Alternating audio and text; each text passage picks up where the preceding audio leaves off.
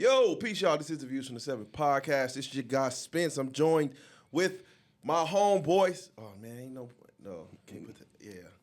Shout out to SO. Shout out to Skinny. Skinny will be here in a minute. I got Ivan. What's good? Still got the naked face, man. Yeah, man. The whole month of October, man. The naked face? Yeah.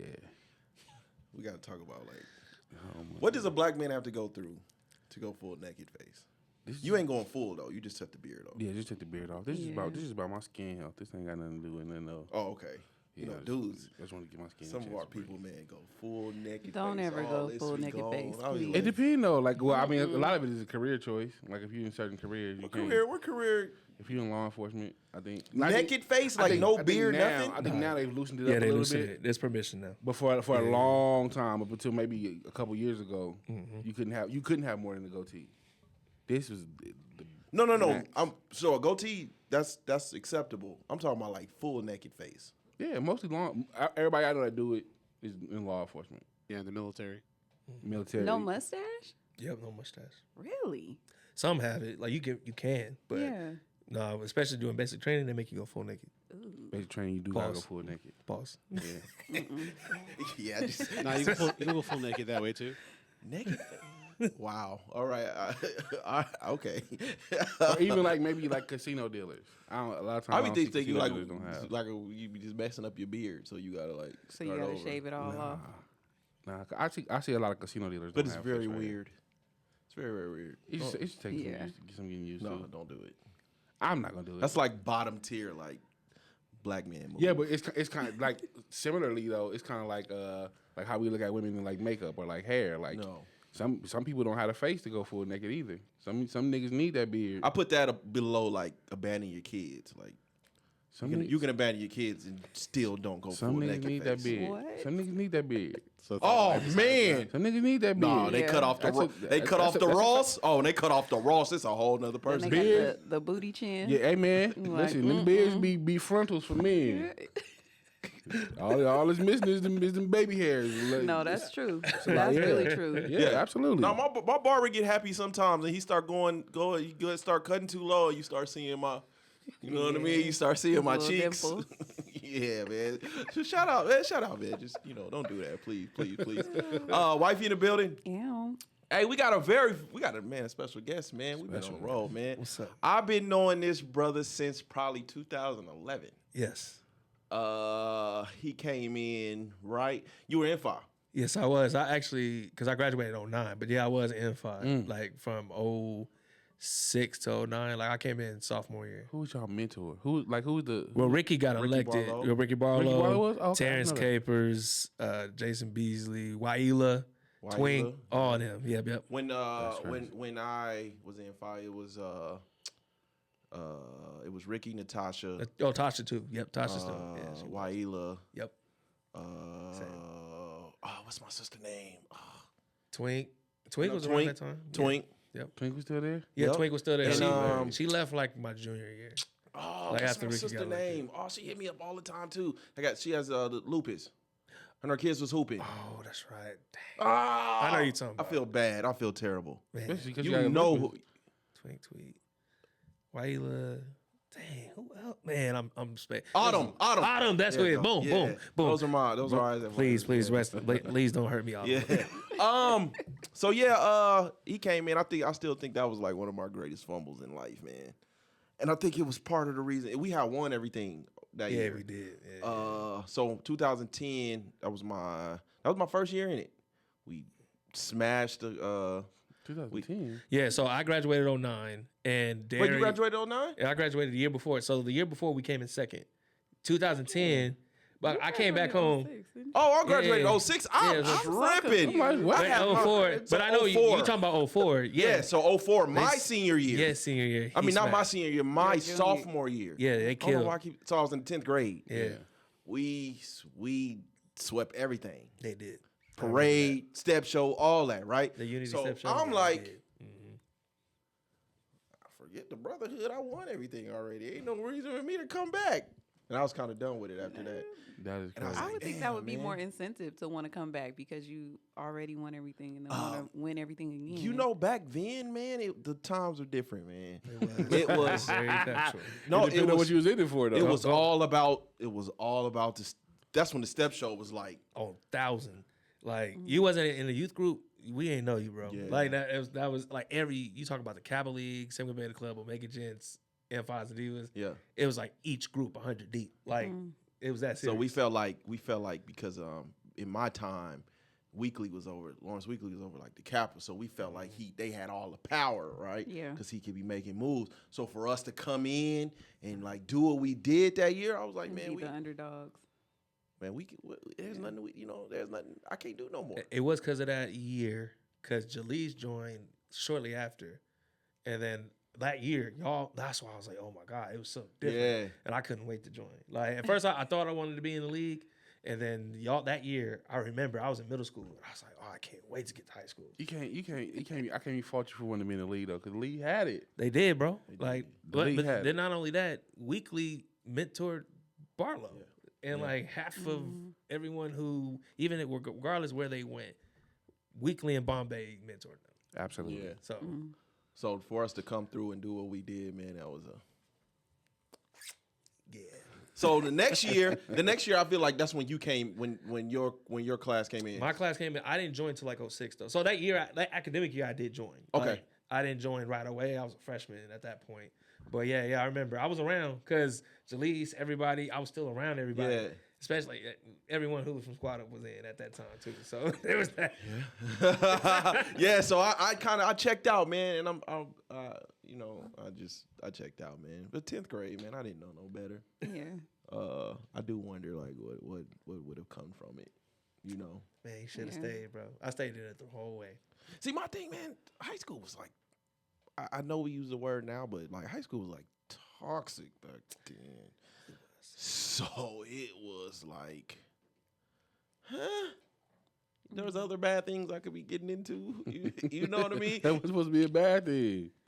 What? That wasn't supposed to be a You bad don't know thing. them. See, the culture was might as well be I- like banging for real. I get it.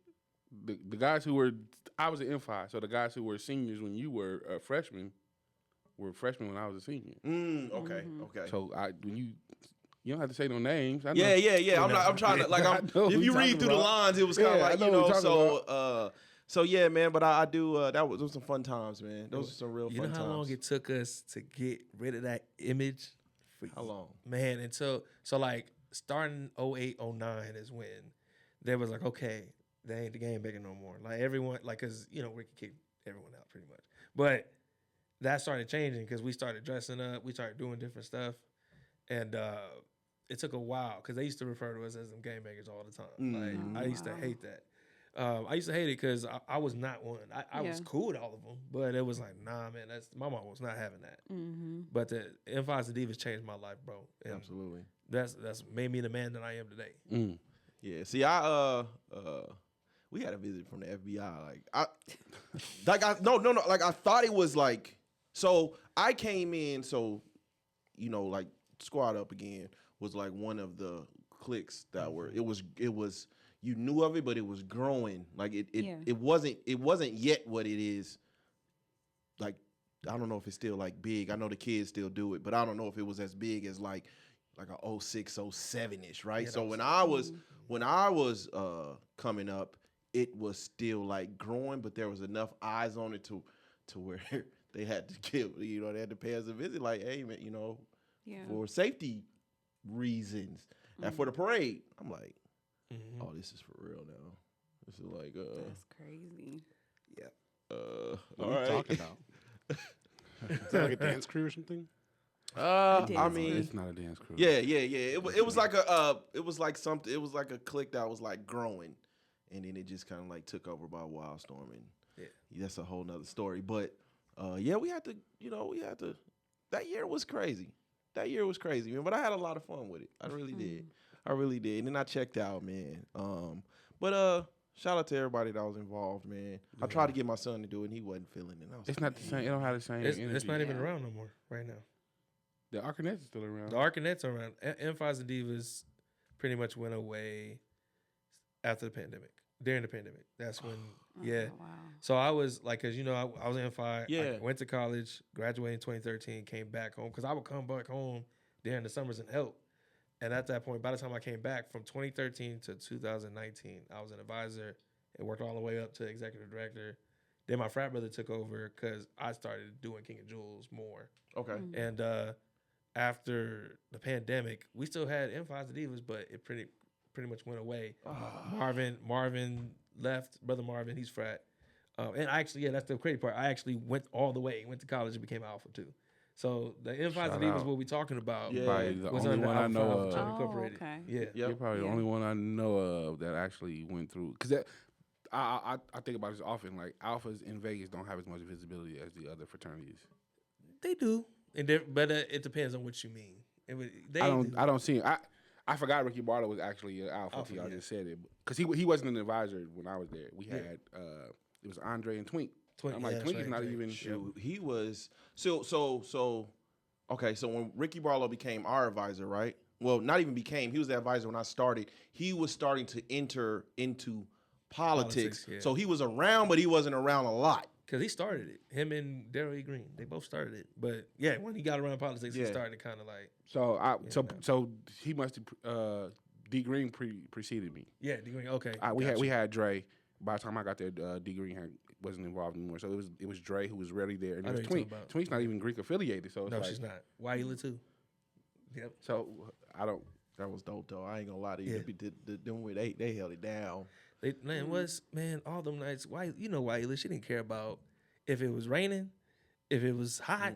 You outside stepping, like running Ooh, Doolittle Park, boy. through the park. She didn't care about none of that. That's funny. We practiced at Agassiz. So yeah, we practiced at Doolittle or Stupac. or it's We went to Stupac, Stupac. or in that or that cul-de-sac by Waila House.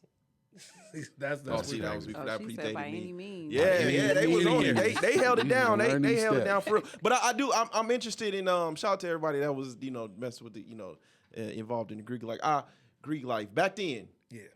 You mentioned having to shed that image. How? Yeah, man. So we started doing. How was really the start of like. It was just different. Like, so I remember when Ricky got elected. Right before that, he got rid of most everyone. I think there was that situation that happened. Everyone got in trouble because like you got served and all that stuff. Pretty much got rid of folks. He was like, if you a part of this, a part of that, you gone. And they after that happened, and then right after he got councilman, folks dropped off. It went from 100 to 13, Jeez. and it was heartbreaking because it was like, man, like all of our friends is like, man, I'm cool off that. I'm cool off that. Yeah. And it was hard because it was like, man, like, is this the end of M5s and Divas? Yeah. And I remember that next phase 14. I think we called them the meltdown. They came in 50 deep, Oh wow. but nobody was banging. And this was the kids who they from the west side, they from the north, but they don't bang. They either play sports, but they was just there. And they also loved M5s and Divas. And that's when everything started to change.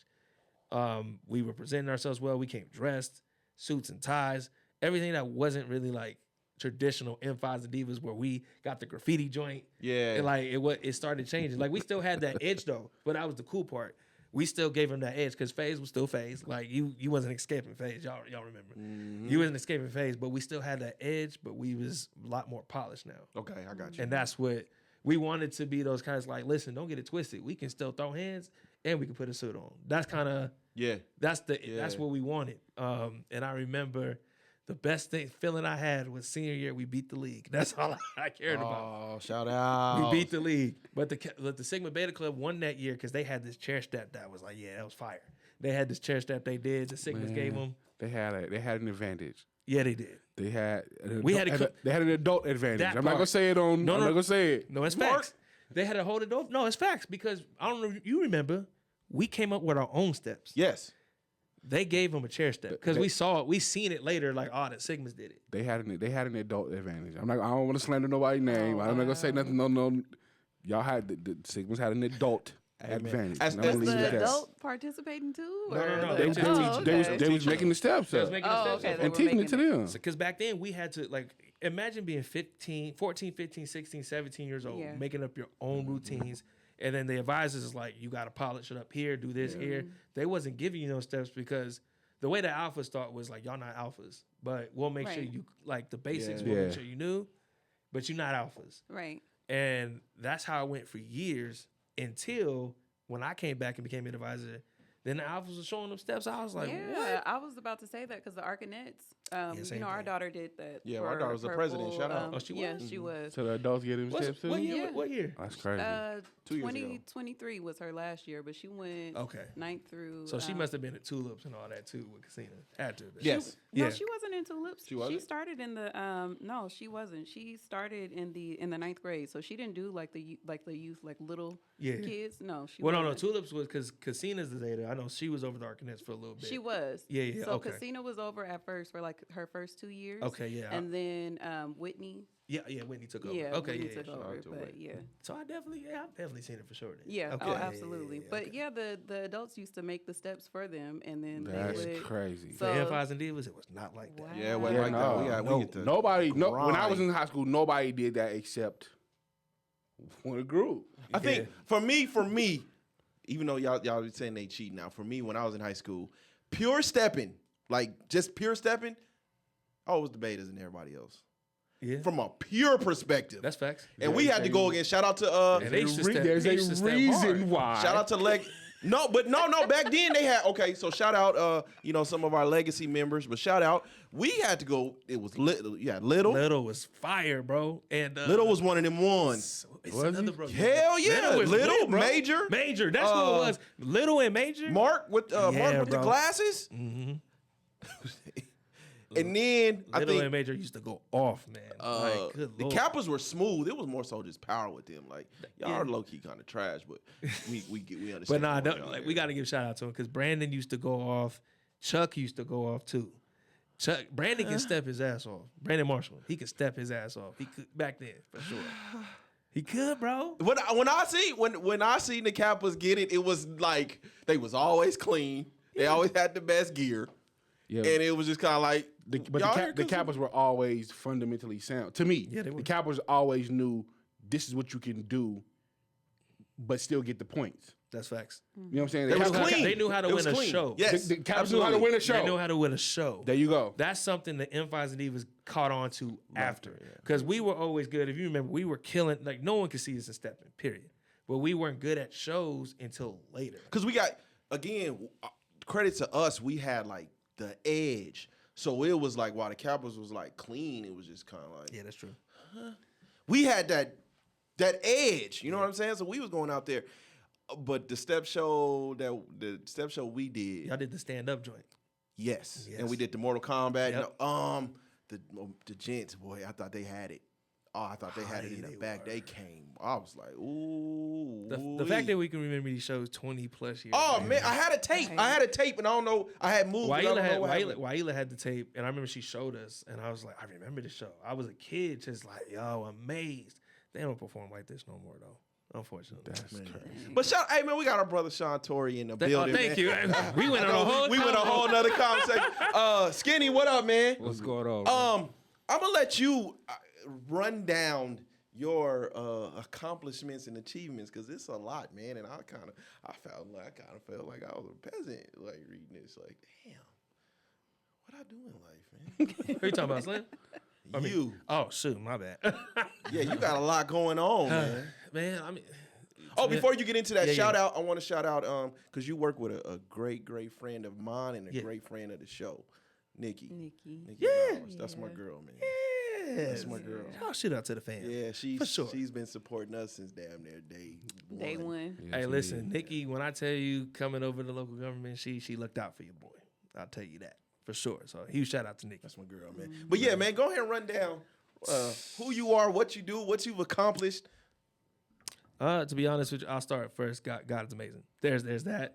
Absolutely. God driven, God focused. There's that. But I'm born and raised here in the West Side and North Side of Las Vegas because I say that because I grew up in Ward 5, but I also grew up in Valley View too, where Shout my out. uncle put. So shout out to the View.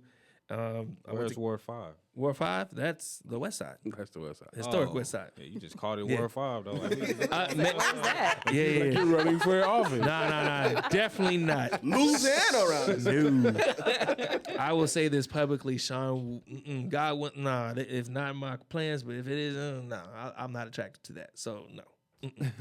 But Ward 5, historic West Side. But if you want historic West Side all the way up to Rainbow, Lake Mead and Rainbow, that's Ward 5. Okay. So if you went to Ron Zoney, Matt Kelly, Brindley, that's all Ward 5. Is it? Yeah, that's all Ward 5. That's a big ass district. It's a ward. Yeah, that's the ward. And so, born and raised there, went to Brindley, went to Cane Springs Leadership Law Preparatory Academy. Shout out. Shout out to C Springs. Then went to University of Nevada, Reno. And it's crazy enough. I'll say this. That's where I met a good friend of mine who I do the Know Your Rights camp with. It's his Know Your Rights camp with his wife Nessa, Colin Kaepernick. So that's I met him my freshman year. He was a junior, and he's actually Brandon Marshall's line brother. They played Kappa together. But I remember they were trying to get me. I was like, nah, I'm alpha all the way. But it was all love. But that's where honestly. Mentorship started in a way, but it really started with M5s and Divas. But I didn't know I was going to make that a career. I wanted to be a therapist, to be honest with you. I wanted to be a marriage family therapist. So I actually, senior year, and this is equivalent because my oldest daughter is in the room. So my last semester of college in 2013, February 25th, 2013, she was born on that Monday. That Thursday, I had a grad school interview for my master's program. Friday. It was Friday. Flew in Thursday. Interviewed all day. Saturday morning, got accepted to my master's program. All in 1 week. It was stressful though, because your boy came back home after graduating with that bachelor's, and I was working at women's fragrance at Macy's. Talk about a huge reality check struggle.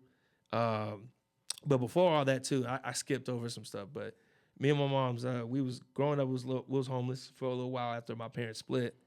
Didn't have my own rooms again until like middle school, but was thankful. So. Now, fast forward to get my master's, got the marriage family therapy.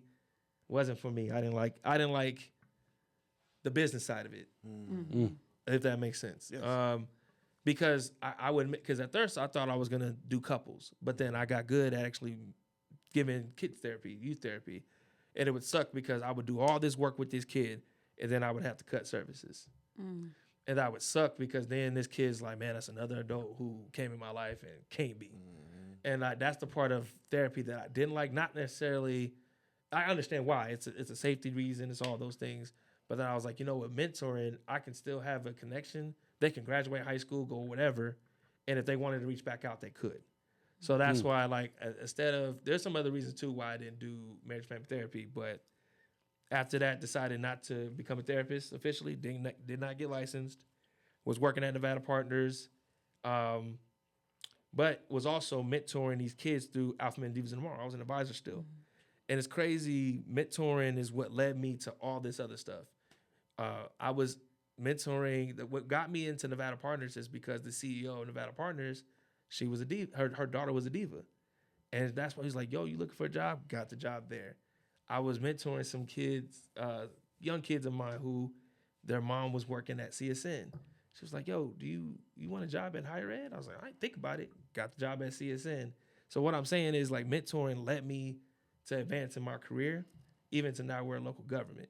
I work in local government, but outside of that, King of Jewels is my nonprofit that I started with my good brother, Nicholas Matthews, who he came through the Kappa League.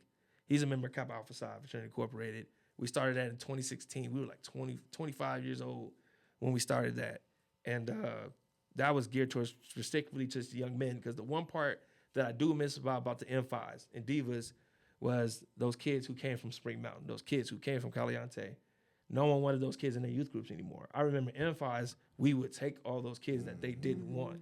And that was the biggest part for me, was like, man, I missed that part, like where we didn't have the kid who was polished that we got them to be, right? And it doesn't mean polished to where we change who you are. It's like, no, you can still be you, but you need to learn the room, read the room, and be able to maneuver. Yeah. And you can still be your authentic self, but it's time to grow, like that mindset. So that's how King of Jewels came about. Yeah, man, so did that. And this upcoming spring, I get my doctorate. I'm almost done. I'll be Shout Dr. out. Tory, man, and Shout out. it's a lot, bro. But I did start the men's room with Patrina. Patrina's idea was the men's room, by the way. I just brought the restorative justice piece to it, and boom, like kind of sparked a safe space for Black men to speak. And what happens in the men's room stays in the room. It's kind Absolutely. of it's kind of crazy because there's times where folks is like, "What's the men's room?" And it's like you have to go to understand. But many people don't know what it is still. That's kind of funny. It's been 3 years running. Yeah.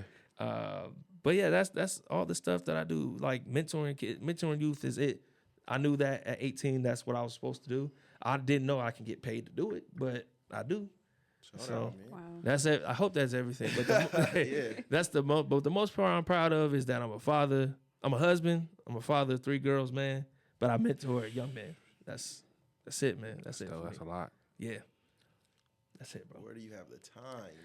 Oh, see, I got a story for that too. That's crazy. So, so when I was in my master's program, bro, the way they built the program, it was built for people who did not have to work.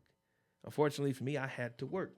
So I wasn't supposed to do this, but oh well, it's over with now. It's been 10 years. So when you're doing a graduate assistantship, they pay for my school, but you're not supposed to have another job. And it's only $1,000 stipend. You can't live off $1,000 once a month. Oh, wow. So I would do that, and I was working at Child Haven and Graveyard. So this was my schedule. So the people to understand why I've gotten good at what I do. Yeah. In undergrad, I worked 3 jobs, put myself through school. Jeez. 3 jobs, and got done in 4 years.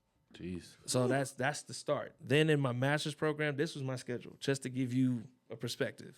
8 a.m. to 12:30, I was working the GA at either Mojave, West Prep, and Valley. From 8 to 12:30, class from 1 to 3:45. Then see clients from 4 to 8. Go home, see my oldest for like an hour. Then go to Child Haven and work from 10 p.m. to 6 a.m. in the morning. Jesus. So when did That you was- sleep? Damn. I didn't That hear was- sleep. yeah, Not once. that was 4 days a week. So I was sleeping pockets. It's bad because I developed sleep apnea because of that. I can get your CPAP machine, boy. Them But boys- like those 3 days, I would get my sleep. That's how I would catch up. So that was my like 4 days out of the week. Oh, wow. So when people talk about time, I'm like, y'all don't know how to manipulate it properly. Like you thinking from 10 p.m. to 6 a.m. What you gonna do? You gotta stay up. So I would do all my reading, all my homework. Oh man, I still got time to do this. Okay, I'm still on top of that mentoring these kids on the weekend, teaching them how to step. All right, I got to figure out how we gonna do this. Okay, I need to do this. I had to keep myself awake, so I don't have to work graveyard no more. But I learned that you can spread things out. Yeah. So I live by my calendar. I'm not by any means perfect by it, but that's how I move. I ain't mad at that. When is father time? Oh, father time. Because you having at the time you had a newborn, right? Like she's a Yes. baby. Yeah, she's 11 now. But at that time, so those 3 days I was off, where everybody else at that time, what was we at? Because where was Meezy and Akeem at? They was doing some type wherever they was partying at. 11 years ago? Probably Right. Geisha House. Geisha. Well, while everyone was there, I was at home. So like you would see me do all this community stuff, but like yesterday we had a conference yesterday. Right after that conference, I had to take her to a basketball tournament. I seen that. Yeah. Right after, and even today, before I came here, she had a game. So right after this is only an hour out of a 24-hour day. So right after we done with this interview, it's daddy family time. That's crazy. You see what I'm saying? Like to me, there ain't no excuse, bro. Like they come first, and like she over there on the phone. She ain't paying no mind, but Yeah. my family comes first, and by means I'm not perfect at it all the time, but the biggest part is I don't want them to resent me later for doing community work. So there's times I don't force them to come at all. Or there's like, hey, I'm doing this. You want to come? I'm like, oh, yeah, I'll come through. So who going to be there? Okay, cool. Like I give them the option opposed to forcing, if that makes sense. Absolutely. But like those times where like last night we had a game night for my birthday because my birthday was past Tuesday. We was up all night playing spades, and she's up here trying to learn the game, like learn how to play. Okay, hold up. You know what I mean? Hold up. Hold up. What's up? I know you mentor. Yeah, I know you're a good man. yeah. How are you as a teacher of the game of spades? Oh, listen, Because people turn I'm into good. I'm good. demons. I'm good. Like, listen. So, I recently found out 2 weeks ago her uncle taught her how to play spades. Okay. I said, okay, we're gonna see. So we up here playing, The third hand she reneged. I said, "Oh nah, he ain't teach you right, big dog." So we play Joker, Joker, Deuce, Deuce, and this is how you do this. Okay, you talking to them. Though. I'm one of them ones. I don't know how to play spades. Y'all Oh, you play, don't? you play Joker, Joker, Deuce, Deuce? That's so you- crazy. I wasn't gonna say that. That's Yeah. crazy. So you know what it is. That's crazy. Yeah, I played Joker, Joker, Deuce, Deuce, and then last night we ran to Boston, and I was like, "This is how you run to Boston," and she was just like, "Okay, you got to understand. When I teach it." You got the big joker, little joker. Oftentimes it's the color joker, the black joker, the little joker, the deuce of Depending on who you playing with. deuce of Some spades. people Depends gonna on say guaranteed. guaranteed. Yeah. Yeah. So the deuce of spades or the deuce of clubs. Those are your four highs. Never a face card unless you got that ace. Play it. You got to play off your partner. So that's how I'm teaching her. It's like, all right, well, I knew I had the king, so let me see who got the ace. Let me throw this out. See what happens. Like that's how I'm teaching her. I feel like I just watched the episode of Narcos. I'm I'm watching, but I Joker, gotta Deuce, stay- Joker, Joker, Deuce, Deuce is crazy. Yeah, that's crazy. That's super house. See, rules.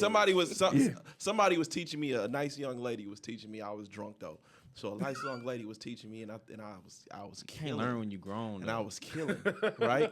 And then I took it somewhere else, and I was trying to do the same thing, and I reneged, and like I just watched the face of like my partner just turn into like disgust, and it scared me. And I was like, I'm cool. If this is what it comes to, like if this is what it comes It is to, pure disgust. I was playing last night. 12 hours ago, I was playing, and it was somebody who told. I guess he told the people that we were playing with that he could play 6 cards in his first hand. He reneged. And he's my partner, and I could just feel it. see, Like a rage. So Like a rage. Like, nigga, what are you doing? we can't play again. No, Hey, We can't be partners no more. some folks take it that serious. Some it's very some serious. is like That's it, serious. it is serious, but it's also for me. It's like, oh, this is a teachable moment. Let me teach you because I remember being 8, 9 years old. I'm not teaching no And- grown men no spades. Yeah, like am I when I tell you, they looked at me like you still too little to be at this table, and I'm like, no, I'm trying to learn. I'm trying to be at the You big have to table. learn young. You have you to gotta learn learn young. young. You have to learn young. Can't young it's too learn as an triggering, adult. man. So- I be telling folks it's too triggering. Well, you know how to play bones, right?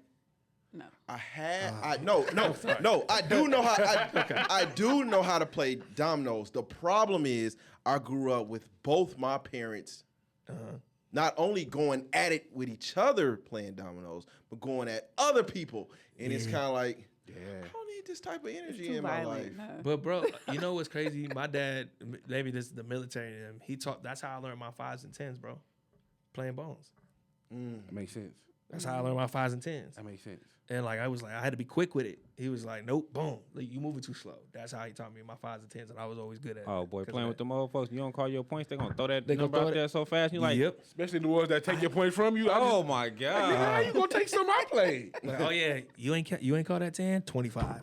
man! I played with an old man that had the stick that you move on the points. I was like, what are we? What is going on? And he was like, I'm like, man, I don't play nickels. Like, what you mean I don't play? We play Oh, yeah. every nickel Nah, count. yeah, I do the same. But Oh yeah, my you God. got them folks who's like, nah, nickels ain't in, it's dimes in. I'm like, come on, man. I play that way. But I played with an old man that played nickels, and it was ugly. It was ugly. He whooped my ass. No, but back to the spades. When y'all say that they reneged, what does that mean for the average person Okay. that's listening? So for the average person, They go back. so Reneging for you- idiots. there's 4 suits in a book. You got the Okay. diamonds, the hearts, the clubs, spades. Okay. So say if we threw an ace of diamond out, right? That leads. And that leads. That suit leads. And that's very important to pay attention. If you're not paying attention, you can mess up. And it happens. Okay. But this is what people will do. That's why what led is disrespectful. Yeah. So the diamonds led, but then you're like, man, I want to win this book, so you throw a So you spade. okay. So But the problem is you still got a diamond in your hand. Okay. You cannot throw that spade until you're out of that till suit. you're out of So it. simply, Okay. so more simply put, like whatever led. So the first card out, whatever leads. If you have that card in your hand, you're obligated to play it, Yes. Right. Okay. regardless. You know, even if your partner has won the book at this point, if you have a card of that same suit, you're obligated to play that card. If you don't, Even if you're off in a bump, it don't matter. you're obligated to play that. You're obligated to play that suit. If you don't have that card, then you have the option of either throwing off, so playing something else. Like say your partner's already won, you Yeah. can play whatever, Like a club, whatever. or Something else. or a spade. Right. So you don't want to cut your partner. You don't want to cut your partner. So okay, that's what. Because I'm like, what is it? Because when I used to play, it would be called like cutting. You know. With you would cut it. Yeah. So Because I never heard of don't cut renege. me. Yeah, I never heard of that before. See, I can hear it. I can feel it. Because it's a lot of times. A lot of times it's inattention. Are you traumatized, bro? I don't even like. Why would you even want to play? Like, It sounds like he's hurt, bro. Yeah. I think I can hear right, it, bro. You heard it? Did you hear Skitty? Please. Don't cut me. No, but listen, though. What are you talking? Why would you want? common sense. Why would you want to play a game if somebody has that type of energy? I just asked Ivan. 12 hours ago, I was just playing. This is fresh. This is fresh energy. You could feel it. You It's could fresh feel it. energy. So Niggas did stayed y'all in. lose or? So we lost. I mean, because this Come on, man. See? Well, because once you renege, it's hard to get back up. and mind you, this is the opening hand. This is the first yeah, hand. yeah, So the that- first hand you don't bid. You just whatever happens on the card is happening. Everybody gets whatever. First score hand they bids get. itself. First hand bids itself is what it's called. So right out the gate he reneged. So the game's over for us. Like we're supposed to get off the table. They were kind and was like, you guys can stay on the table. I would have got up. That's They crazy. were kind and said you guys can stay. So we played another hand. I think we got like 4 books the next hand, and then the very next hand of that he reneged again. What do you mean they were kind that you can get kicked off the table? If you renege the first Renege is game over. Game over. First, You renege the first first hand, game over. Yeah. So the game should have been. We should have been off the table, but they were just like, "Fuck it, y'all can keep playing," because obviously he don't know what he's doing. The next. So basically we start over fresh. Next game we end up with 4 books. The hand after that he reneges again, and at that point they were inebriated. I wasn't. I I was don't going drink. to say, was alcohol involved? Yes, Because- they're okay. inebriated. The hookah's flowing. Get your ass off the table. They bullied him out of his spot. They made him get the fuck up. Hey man, give him one of the plastic tips. You sit over there and smoke this hookah. Yeah, he's done. Oh, it's a wrap. He's in the done. black community. It's a wrap for you, brother. And you can never get that coat off of you too. No. He gonna always Never. have that jacket Nah, on you him. That is Have they your own- scarlet leather like a Wait. Y'all are not doing this No, to people. listen, bro. I'm gonna tell you. Y'all ain't doing this. So when I go, even tell you when I go to the Know Your Rights camp with my boy Colin, there's 4 of us that always play at every camp. My boy Cap plays with Tat. I play with Jeff, and it's like everybody else you could try to beat us like in different pairs, but they know the champions. When we come, we there 3:00 in the morning. Like, all right, man, it's a strategy, baby. Like, But y'all not okay. Y'all not treating dudes like What? they like. You know the one If you the do it one barber twice- nobody goes to. Like If I you don't do want it to pick twice, him right there. come on now. You renege twice in 3 hands. So there's people out there that you would never be partners You are with. Team man. Jordans. You are forever Team you are Jordans. Mexican Like, Jordans. nicely Like a put. every time you come in the room, you are Team Jordans. You are the Team Jordans. nicely put. and he's not Nicely put. I had just met that brother, but I could just tell like he knows the people whose house we were at. So that friendship is over.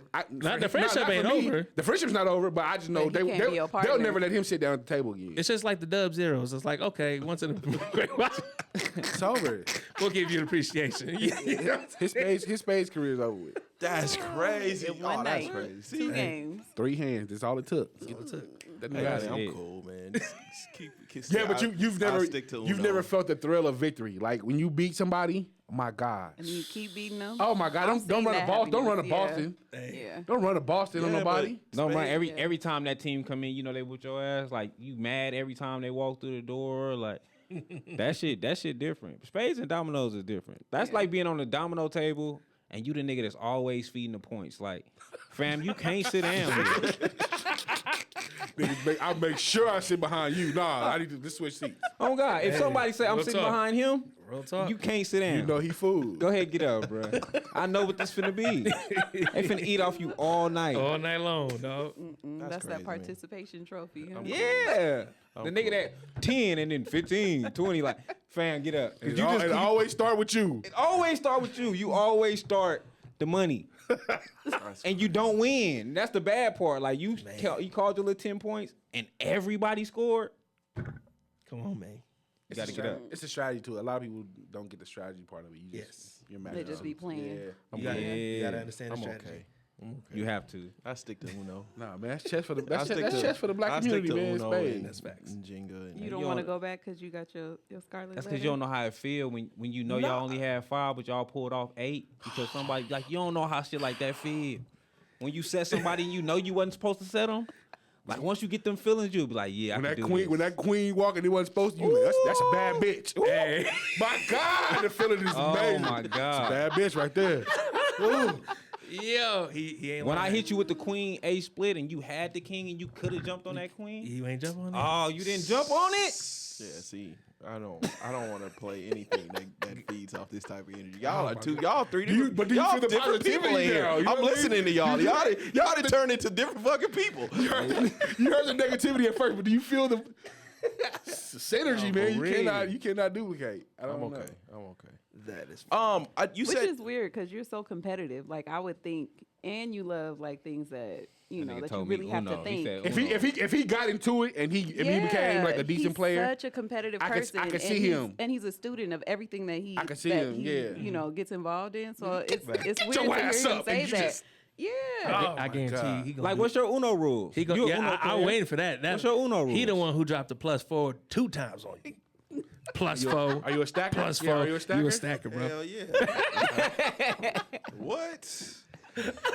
Wild's gonna last, baby. Oh, I gotta have nothing in my hand before I drop a wild or a drop focus. I'm dropping it all on you. Bombs over Baghdad. The way he be having our son, our little baby, crying behind Uno.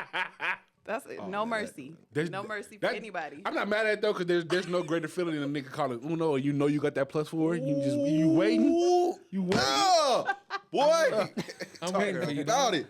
You thought you was going to get up out of here. Nah, Yeah, nah. back up in here. But you said you as someone who I got into mentoring briefly, right? And the reason I stopped, one, I am against having to show our young men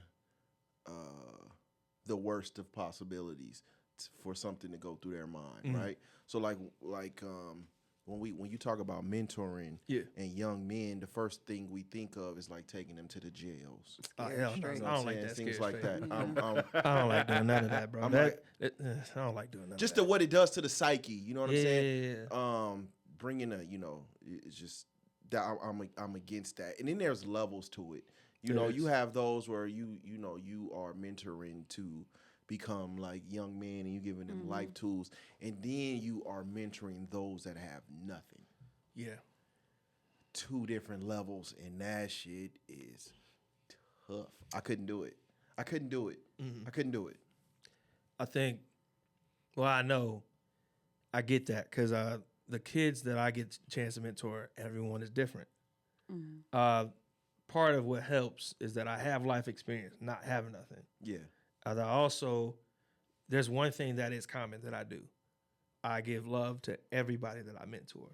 Like as a father, as a big bro, as someone that's like, listen, I'm not gonna sugarcoat shit with you. Yeah. This is what it is, but I'm gonna show, like, my thing is, bro, mentoring has always been like, we're gonna approach a deficit. And it's like, no, I don't have to approach it that way.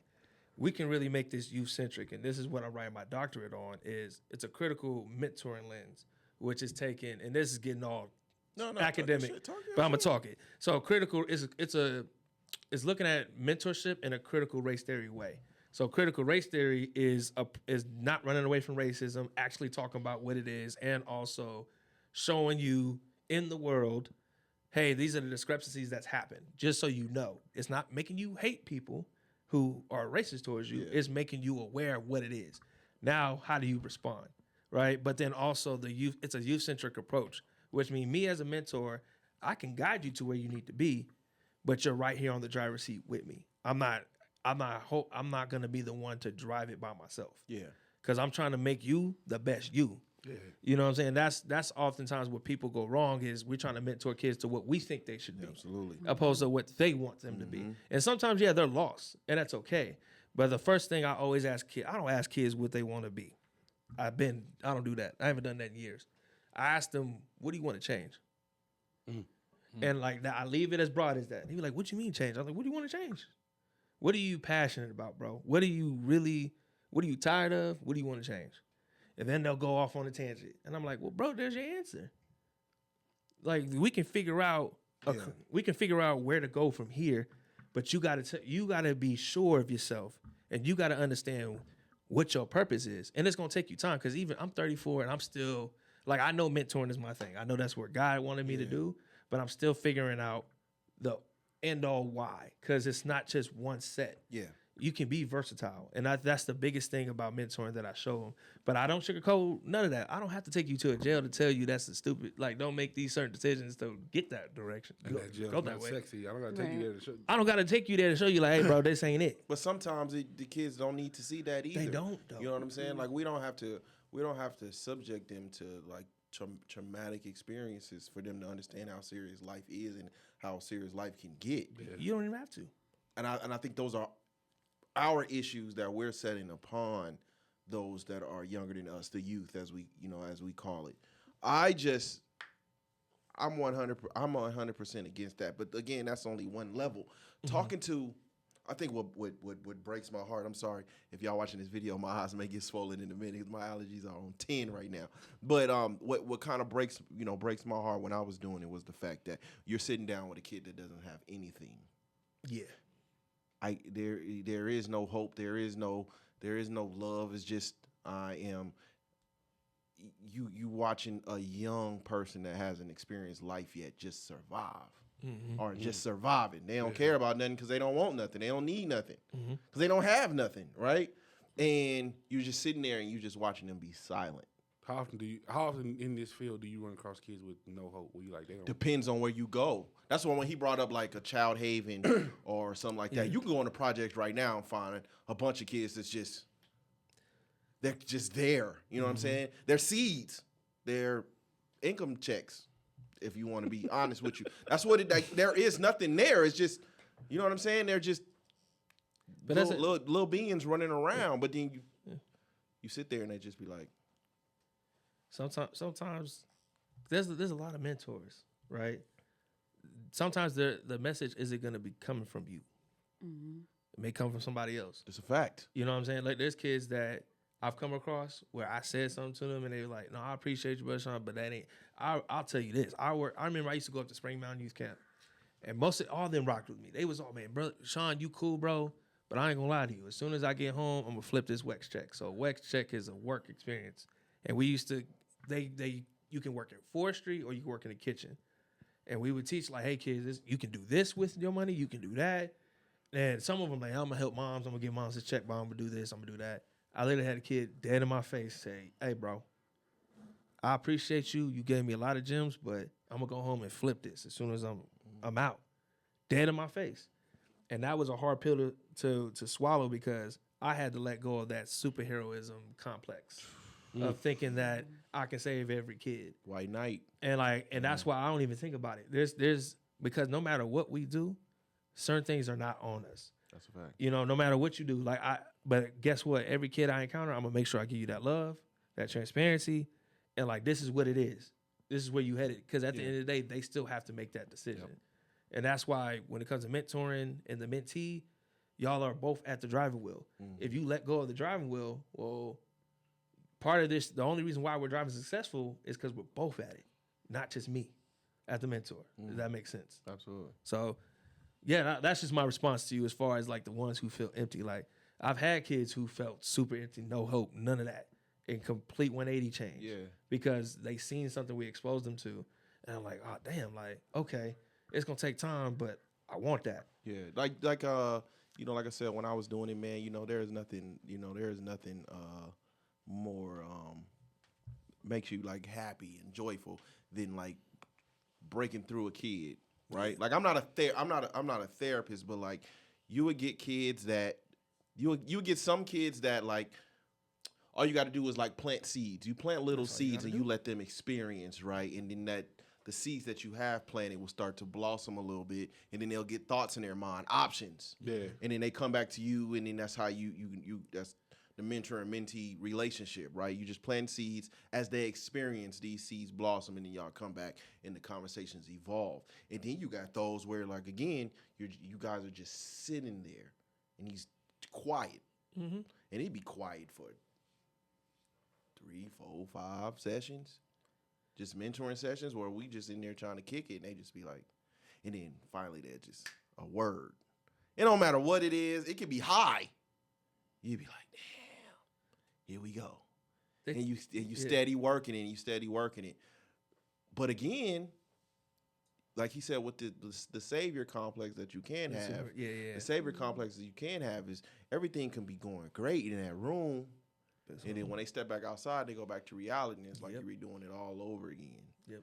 You know what I mean? And a part of what was so hard was you start thinking about these kids, right? You start thinking about these kids and what these kids going to, and then I still got to go home to my family, and it was tough for me. I'm thinking about these kids that I was just dealing with, and then I'm coming home and I gotta spend time with my kids, but my mind is there. Yeah. You know, so there's a lot that I want to get back into, man. Mentorship, man. Coaching, I want to do all that. I'll get back into that once my children are older, though. For sure. Because it's crazy you say that. One thing I will think about my master's program they trained us on how to deal with that. Okay. Kids on how when they're super quiet. Or because the biggest thing, self-care, I've been hearing about it for a decade. Because as a therapist, you hear so much. You take on so much on top of us dealing with our own stuff. Yeah. You know what I'm saying?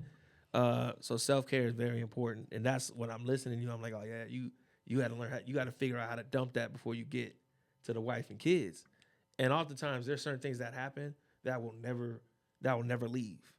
That'll never. Yes, you never absolutely. leave. Like I'll tell you, there was a mom. Like one day when I was working for Child Haven, I went out with a CPS worker one time because we had to get these kids. This kid was living. This boy and his sister were living in a trailer with their mom. She had 3 dogs, 4 cats. Their beds were drawers in the trailer, and it was feces. It was bad. So we had to remove the kid from the home. This mom had a butcher knife to this boy's neck and said, "You take him, I cut him." And I done seen some stuff in my time. Yeah. But I had never seen a boy cry the way he cried for how he wants his mom and to be away from his mom at the same time. Like this boy wanted to be nurtured.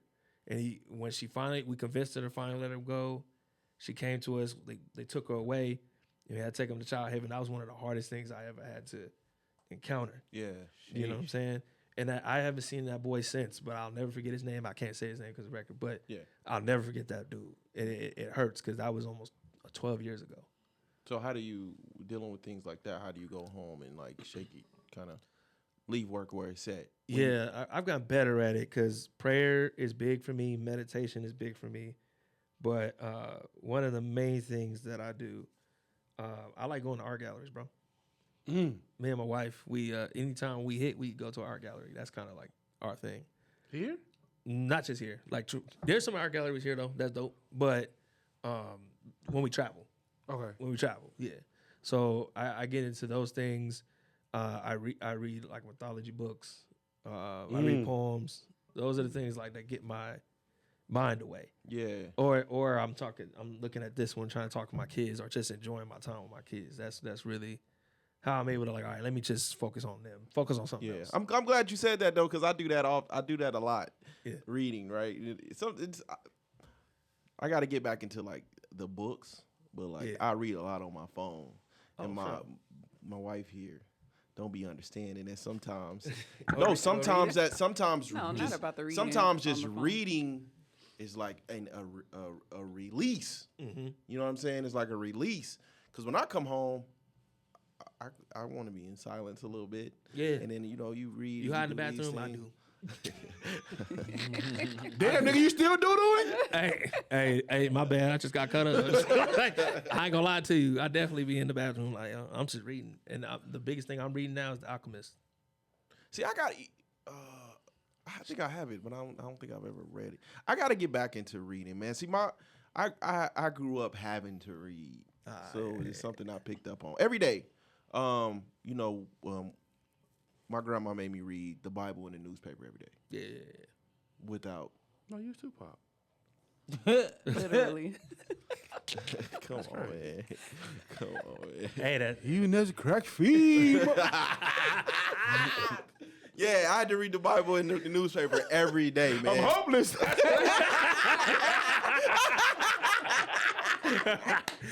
my man. Oh man. Hey man, fuck you. Oh damn, I don't even want it. Like whatever. You don't even want to go into it Yeah, no but more? I gotta get back into like the pages. I really do though. You know what I mean? But you just had the My Brother's Keeper Yeah. So, conference yep, yesterday. yesterday. Yeah, man. How was that? It was lit. I'm tired though. These kids almost jumped me from the PS5s. But yeah, like huge shout out to my supervisor, man. We bought one PS5. We had a Nintendo Switch and just a PS5, and we always give that away every year. But this year she was like, "Oh, here's two." I was like, "All right, cool. We got over 300 kids that came." So it was like, "Oh man, all right, that sucks. We have to raffle it off that way." But then my frat brother, like I posted it, like I'm just thankful we got two to give away. My frat brother was like, "Hey, bro, give away 4, 2 more on me." I said, "For real?" Bro sent me the cash, and I went and bought 2 more PS5s. My homeboy who works for 2K was like, "Oh, you got consoles? I'll give away some games." And then the other homie said, "Oh, you got just consoles and games? Like, let's get some Dre beats." So the community just came together and just started donating all this stuff for these kids, bro. And then when I tell you it was crazy, and huge shout out to my boy who I didn't know. He's the area director for Raising Cane's. And like I was like, "Hey, bro, short notice, can I get these Raising Cane's?" Bro got us all. Every boy walked away with a box combo of Cane's at the conference. Oh, that's nice. Wow, man. Man, come like when I tell you the community came through for these boys, man. Yeah, it was lit. The facilitators, my guys that Changing the Narrative, my business partner, my brother Nick Matthews, Darius Williams, and my frat brother Caleb. Caleb hit on financial literacy. Darius hit on self-sabotaging, so the mental health, because he's a licensed. He hit on self-sabotaging. Nick hit on self-identity and like how do we view ourselves as young black men, right, or just black men in general. And then my boys from Changing the Narrative did goal setting, but it was dope how they did it. They were all interactive. They all got up. They was moving, and of course we had Tommy the Clown to open it up. So it was fire. Wow. It was fire. That sounds like a great conference. Oh, that was lit. As Bro. a young black kid, man. Listen, what?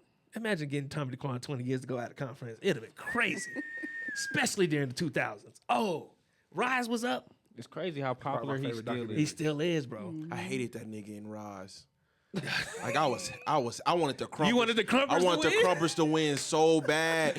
So when he got robbed after the show, I was like, "That's what you get, bitch ass nigga. That's what you get." Nigga, what? I want the Crumpers to win so bad, man. Taught I slam that chair, nigga. What? What we talking about? I just I remember. was really worried. Hey, man, look. Slim, get your mans, bro. Man, He got serious. Hey man, got serious. hey, what I tell you that movie had That's me, my man. favorite That's documentary. one It has of you the crumping great- for God? You was that church crumping for God? No, I wasn't crumping for God because the dude who had the Diddy oil on, he was Not the Diddy. right. I was kind of crazy. I remember that was kind that. of crazy. I was like, hey, this is his body was glistening. He was like, That's good. Oh, I forgot these two other folks who came to the conference too. So my man's Ernest Krim the third. If you look him on Instagram or TikTok, he's a educator and he like heavy on Black history. Okay. So he was the keynote and taught a lot about the Moulin Rouge and just Black history. That boy is an encyclopedia / dictionary / book history book of anything Black history that dude knows. And then we had my man, Tyler Gaston, my man from the Gas Station Studios. Yep. The cookout came. So this is the second year the cookout came. So last year they did a whole cipher on bullying, and it was crazy. The kids went insane. This year was about it. They called it the group chat. So there was this young kid who's like trying to make a better decision, and he had the devil on one ear and he's banging, and you got the other one who's talking about temptation and all these girls, and like he was like, I gotta make a better decision. It was like 3 different rappers like going in. It was lit, Oh, bro. that sounds crazy. Oh, crazy. listen, wait until you see it. If you follow Tyler Gas Station Studios, they gonna release it soon. shout out, man. Shout out to And Tyler. you man. also you had another men's room. Was it the men's room? Oh, and I could publicly say this. Nobody showed up. Nobody showed up to the men's room? No one showed up. That's the first time no one ever showed up to the men's room. Do you have a reason why? Honestly, it could be a combination of things. Maybe, and honestly, I take ownership. Like I was marketing, but I didn't push it as heavy because I knew the conference was coming up. But I pushed it. Like it was pushing it. Yeah. We announced it early enough because it was the men's room. This one in particular was about the importance of black men voting, and where we're gonna highlight. I still got handouts in the car, so I'll give y'all some highlights on Project 2025. So brothers know, like, hey, this was what they talking about. Some stuff is actually already happening. Some stuff is like, okay, this is kind of extreme.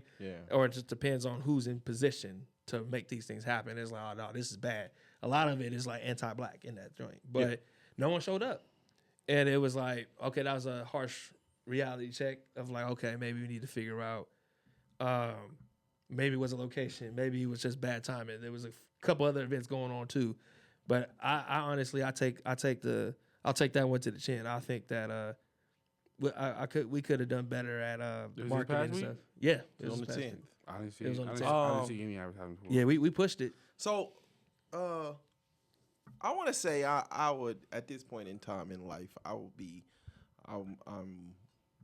registered Democrat. Like, that's what I'm registered as, right? But I'm more so like independent. I'm nonpartisan.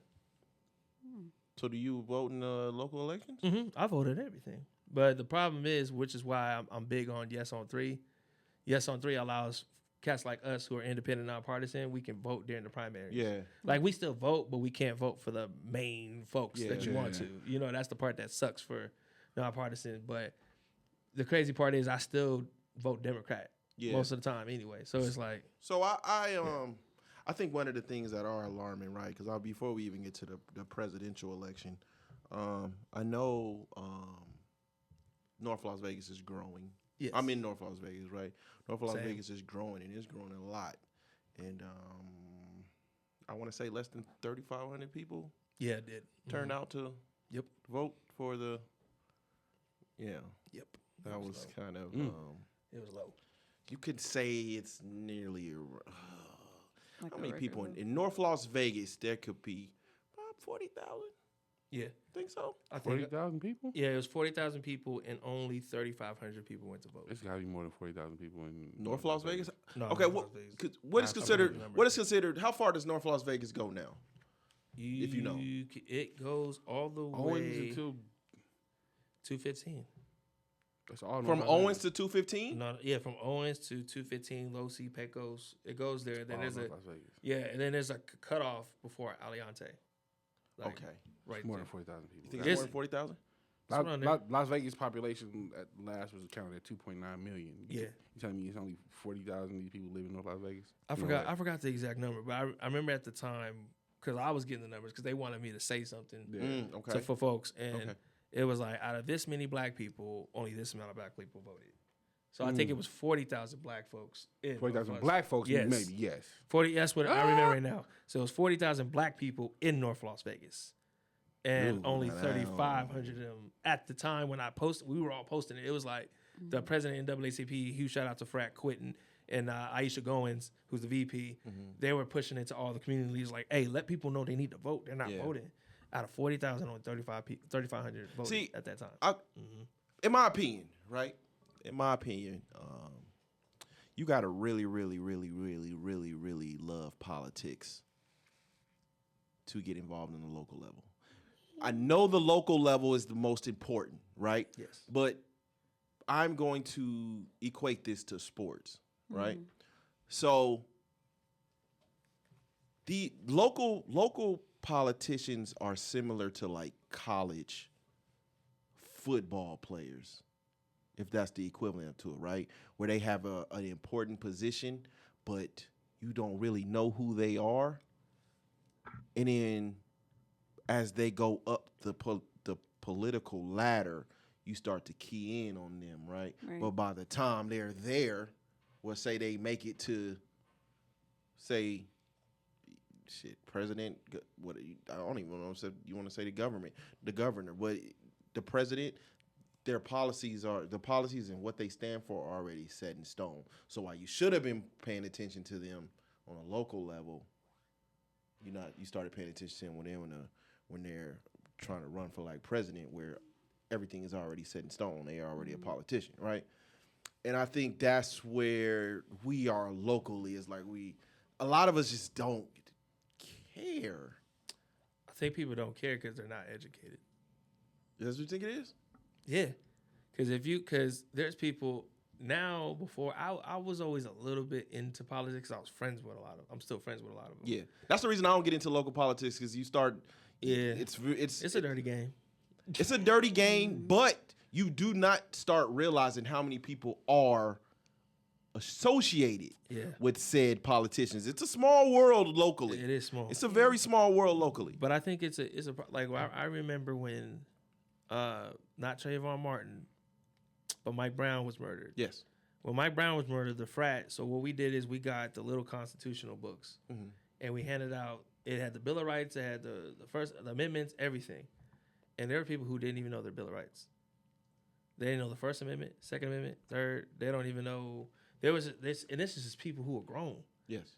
And there's people who don't know the difference between City of Las Vegas and Clark County. There are people who don't know the jurisdictions. Most people don't. They don't know the difference between local, Yes, state, federal. They don't know the three branches. But like, for example, a federal law can get passed, but the state has the power to be like, nah, I'm still going to keep same-sex marriage. That's why more people go to certain states to do certain stuff because you're able to do it. That's why. But like, maybe people wouldn't that be in 2024? Wouldn't that be the equivalent of abortion? Yeah, same thing. That could be. That's an issue where you're telling people because Roe versus Wade. Now you have states like Florida who are like, nope, bye. The next topic you can talk about is DEI. That's another one. People don't want to include that no more. The state has that power to be like, nope, I'm still gonna have it here. But people don't know that. But you would have the power to move. So, or would you? You do have the power to move, but how many people you know just gonna move just because of a policy? Or can't even afford Or can't afford to move. I think it depends on their conviction, though. Yeah. Like, you know what I'm saying? If I feel strongly about whatever it is, like a lot, like same-sex marriages or whatever the case may be, that's something that I feel like at least is a strong response one way or the other. If I feel strongly enough about it, I'm gonna get me and my family away from and go over. Yeah, because like you can get married here, same-sex marriage. Yes. And then you can go to a city somewhere else. Oh, a great job opportunity comes here. They don't recognize your marriage. It's not legal here. Damn. That's why. That's different why. countries. Yeah. That's why. Huge shout out to Canyon Springs. In high school, I got two there. we had the Leadership and Law Preparatory Academy, so we learned a lot of this young. Yes. But then also, that's kind of like leadership gets you around the government locally. Like you got to get involved. But that's why I honestly feel like education is the huge reason why people don't know, don't care about local elections like they should. But then also, I will say, council meetings, certain like legislative sessions. So the legislative session for the state, it's every 2 years. The next Nevada legislative session for the state is February 1st, 2025. And those meetings and those hearings are in the most inconvenient times. Yes. Because we got to work. And if you can, unless you got a job that can stream, you're not watching. Or if you can go all the way up to Carson City, you're not going. And you can go downtown right across from Cashman at the Sawyer's building and watch and testify. Yeah. But most of the time, it's not us going to testify. Do you on different AB bills? Do you feel like there's a societal, I'm talking about just in our community, right? There's a societal and there's an economic difference. Like you have those that are on the ground that live, you can say day by day, paycheck to paycheck, even middle class, and then you get into the political circles, and it reminds you of the boule. You just mentioned yourself that it is a dirty game. We know it's a dirty game. Yeah. So even if you were educated into what goes on politically, why would anyone want to include themselves in it? It's important to because if not, look what's happening. I'll tell you. Huh? Nah, he said boule. I was like, I said, I don't know. I was finna ask. The black boule, it's like the It's like a secret society. It's like, well, it's like you think of convention too. it's like the Black Illuminati? No. not the black, but like the upper class black folks all together. It's like a fancy. See, that's why It's we like don't know. upper. It's like upper class. It's like upper class black folks, and then everybody else. It sounds like some shit. That's they why do we in don't know who Louisiana. they are. So like the Zetas, right? The Zetas, when they have their conferences, they have a boule. Like it's it's a dance? It's no, it's not a dance. It's like a full-fledged convening conference. Think of it as just another fancy conference, bro. That's it. That's the best way I can explain. You thought they was stepping? Hell, tell me something. I mean, they do. But see, But that's not it. But this is good though because It's not it. you see the difference. There's a difference Yeah. here. Like you can't go up in there. Like Shit, if I I can, can't go up there in you there because go. we're not members. There you go. We're not Can't even members. boule, nigga. What you mean? I want to come boule too. What y'all talking about? That's what it would consider. Like it's like membership only. Okay. You get what I mean? So yeah. That's most. That's a That's a lot of So it's the political Masons. circles. Yes. Yeah, If yeah, you wanna say you're that. right. You got it. You got it. Gotcha. What was your question again, bro? I almost forgot. No, I was just saying. Why if you would know we these get things, involved? Why would Because we were gonna, if we don't get involved, and this is the problem that I say collectively, our black community, reason why we don't thrive. This is why the Latinx/Hispanic community they band together, AAPI, Asian Pacific Islanders community, they thrive. Because even if they don't rock with somebody, they still gonna vote for that person. You know why? Because they understand that, hey, I elected you in this position, and I'm holding you accountable to get this done that we said. Yeah. Because collectively, they made a decision on, we're going to get this done. We need this in our community. You're supposed to do this. I know what your role is. Black people don't do that because we're not educated on what a councilman does, on what a commissioner does, on what an attorney general does, or even what an assembly person does. Not only that, we don't know how to access the big money to make sure an AB bill is properly implemented either. We don't know. We don't have access to big money like that. But we're the number one capital ethnicity in the world. Like capital, like we're spenders. Sorry. Yeah. So You see what I mean? I'm a big proponent of what you don't know what you don't know. That So at some point, whose responsibility is to teach us these things that I can't engage in a conversation that I don't know isn't happening, right? Yeah, So if these conversations are happening and nobody in our community is teaching us, how do we get involved? At some point, whose responsibility is to say, hey, black people, wake up, these things are happening around us, and you're unaware of them, so we can't participate in them. But I think that's the caveat of what bro's saying. There's people who don't care because we've been programmed not to care. Yeah, but We've been distracted not to care. I You know what I mean? agree, but I think again, I don't Like, know what's what I the don't. You know what I'm saying? I don't what's know the what I don't I get you, know. solution? You know what I'm saying? but what I'm saying, there's people out here who do teach it. But like this folk, like I promise you, I can give you 10 people right now that's way better than me on explaining everything we talking about today. Yeah, but that's where the problem for me comes in at, right? Right. Because too often, and I'm not even talking about. I can't even talk about the Republican Party because they don't they don't even try to get our vote, right? Because they don't need to. They don't need to. That's the thing. I'm used to the Democratic Party, right? So that's why I feel the way I do, and I feel like. Back in the 90s, it was easy for Bill Clinton to get on Arsenio Hall and get on a saxophone and get the vote like he did, right? Obama, 2008, what he represented, it was easy for him, in my opinion, not just because he was a black man, but he's one of the greatest speakers ever. Yeah. To just, I don't even call it a sweep, but he was a new politician.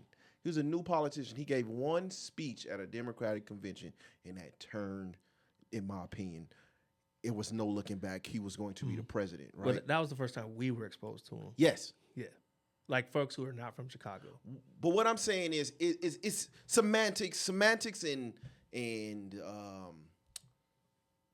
representation and what you seeing what you gonna call it? Relatability. Those things, right? Yeah. I think the Democratic Party did so good. I'm not even gonna say good. Amazing at identity politics until we got into the age of information. Yeah. You can't play the identity politics role in the age of information because what you say, I can easily look up. Yeah. Right? So now instead of talking to me, Mm-hmm. you talk to the issues. Mm-hmm. I understand the issues. These issues need to be talked about. These issues need to be discussed. They need to be fixed. But I'm still an individual. Talk to me. Mm-hmm. And that's where I'm feeling like there's this slow separation. So you brought up the Latinos. It ain't looking too good now for the Latino in the Latino community. The Black community, we see what's happening. We see what's happening now. So that's why I feel like immigration is such a big issue, in my opinion. But immigration is not only a Hispanic issue. No. What I mean is, you bring in more people, and you bring in more people. And if I'm one of the guys that I've brought you guys in, you are more than likely to vote for me. I see what you're saying.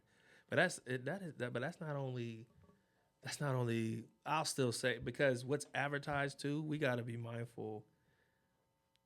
When we hear the border, we hear these things. Yes.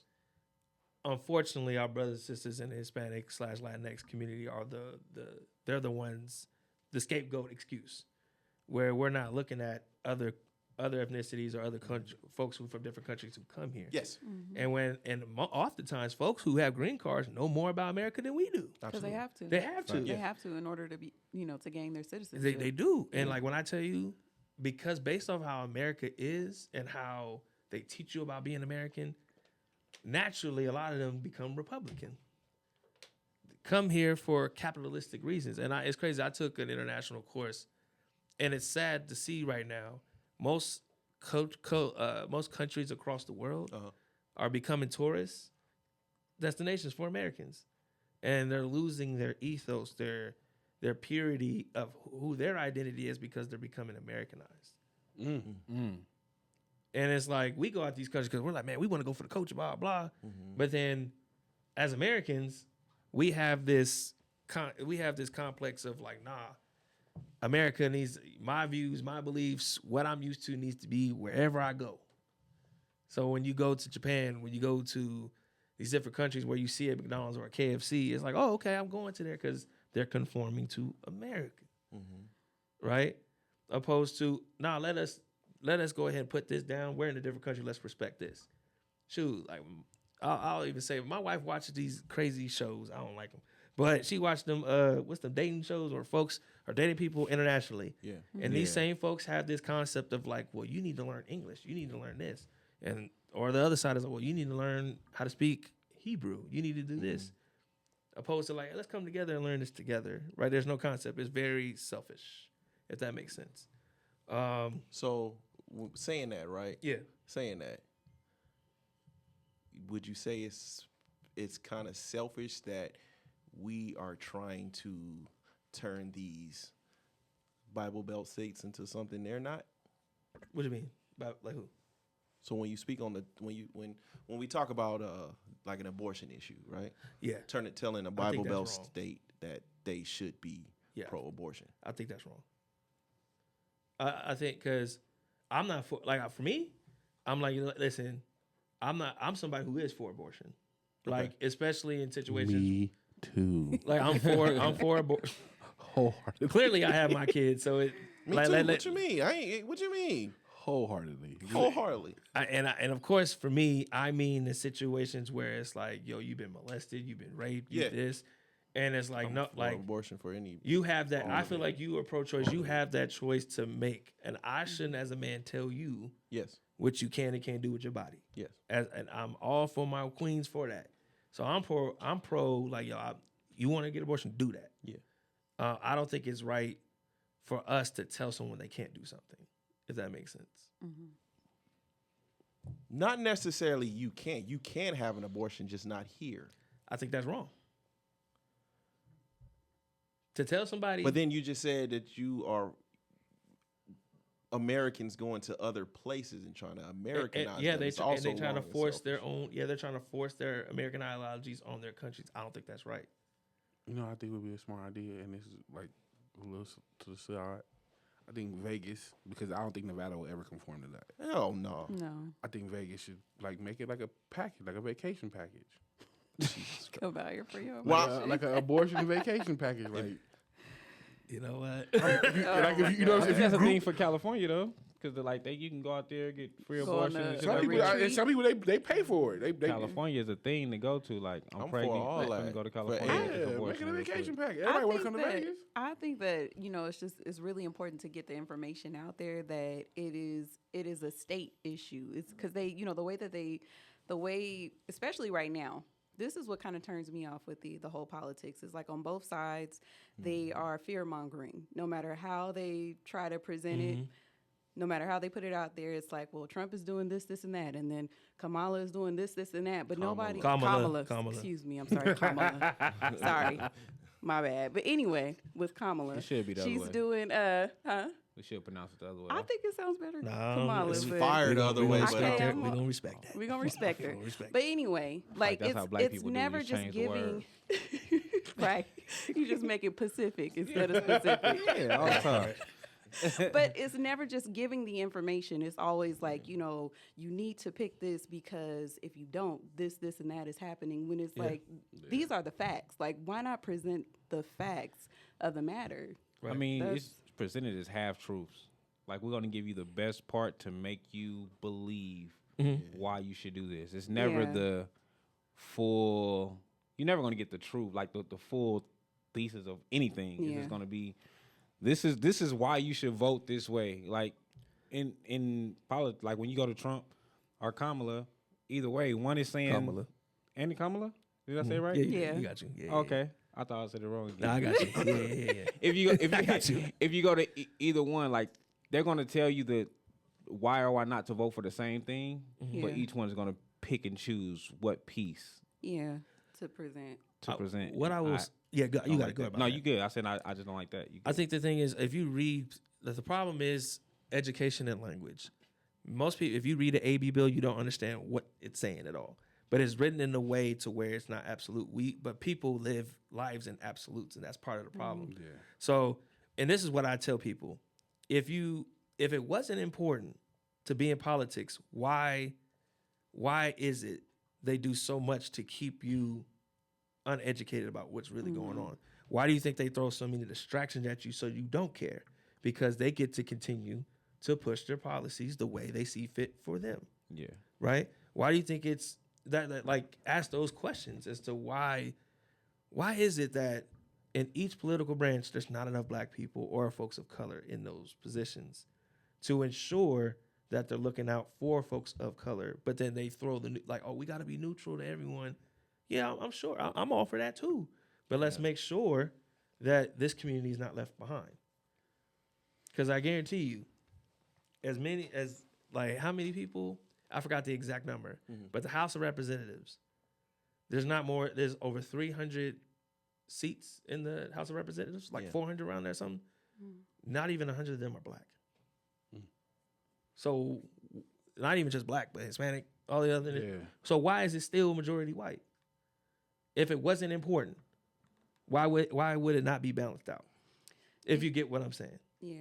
Do you feel like within the black community, like we've just been okay with, like you said, identity politics, where they're like, okay, well, we already know that all you really need is representation or someone to be of your same race for us to get your vote. Like we don't really need to bring nothing for your community because you're not asking for anything other than for us to be black and present. And present at an event. I think we need to, part of it is understanding more of what we need collectively, but also we have to agree. Most of the time, we don't agree on the same issues, or if we do have issues, we're very singular focused on an issue, and we don't think of the whole spectrum of what we're running for. I think that's something that's important. If you're going to be a councilman, be the best councilman and understand what that role comes with. And don't get mad at somebody because, man, they didn't do nothing for so-and-so. Bro, you don't even live in their jurisdiction. But do you know that? Like, I think that's the problem I have. Like, it's like us as a collective exposing not only just our youth, but our community to this is why it's important to be involved in all these industries, not just one. You get what I mean? Yeah. But It says there's only 58 black representatives and 2 black delegates in the whole representatives house out of 435. 400 seats. Yep. Around, I told. See, thank you. So I knew it was around 400. I just forgot the exact number. Yeah. But I told you it's less than 100.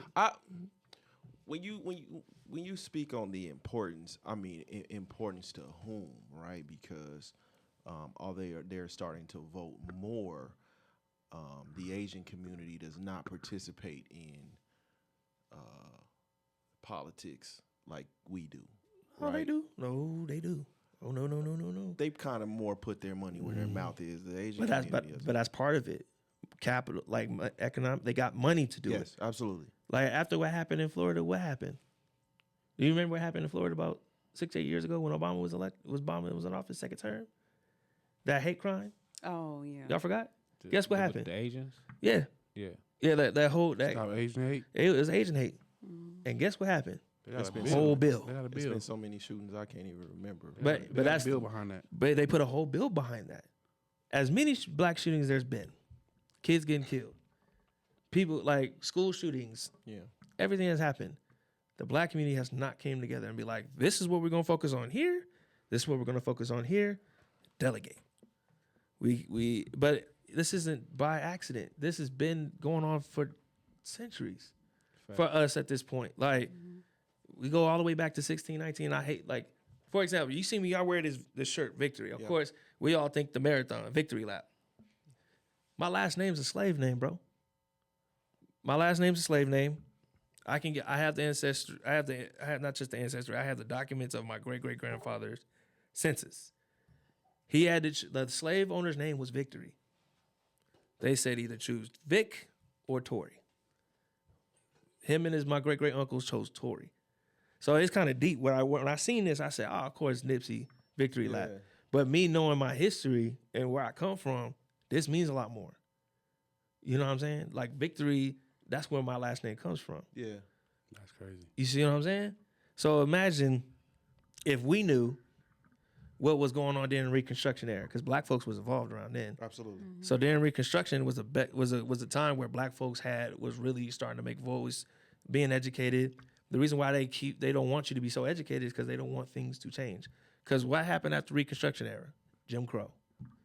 But see, what you're saying, right, is my issue, right? What's the issue? Is that when you say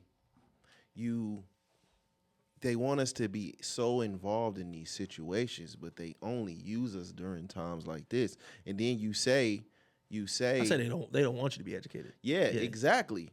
So when you know what they don't want you to be, why would you want to insert yourself into these systems? And then you see what happens. It's where now it's to the point now where, I mean, the black vote, I mean, we probably already got it. So let's move on to them and go on to immigration. So let me tell you why. So you steady throwing us to the side. You steady throwing us to the side, and then when things don't look good for you, you come back and you chastise us for it. For what? We all heard the Obama. Oh, I didn't watch it, so I ain't gonna lie to you. I've been busy with this conference. I didn't Mikey, watch it. Mikey, you got it? Yeah, I got it. Let's me hear let's it. hear it. Let me hear it. Communities is that we have not yet seen the same kinds of energy and turnout in all quarters of our neighborhoods and communities as we saw when I was running. That's true. Now, I also want to say that seems to be more pronounced with the brothers. That's true. So if you don't mind, just for a second, I'm going to speak to y'all directly and say that when you have a choice that is this clear, when on the one hand you have somebody who grew up like you, knows you,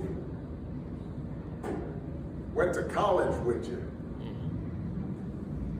understands the struggles and pain and joy that comes from those experiences. He said to work harder and do more and overcome and achieves the second highest office in the land. Okay, Well, just making stuff up. You'd at least give him a talking to. And you sure want to put him in charge of anything. So, you know, I didn't mean to get so serious. But when I hear about this stuff, I start feeling like we don't have enough of a sense of what's at stake here. These aren't ordinary times, and these are not ordinary elections. You're lucky Michelle's not here. She really talking serious about this stuff.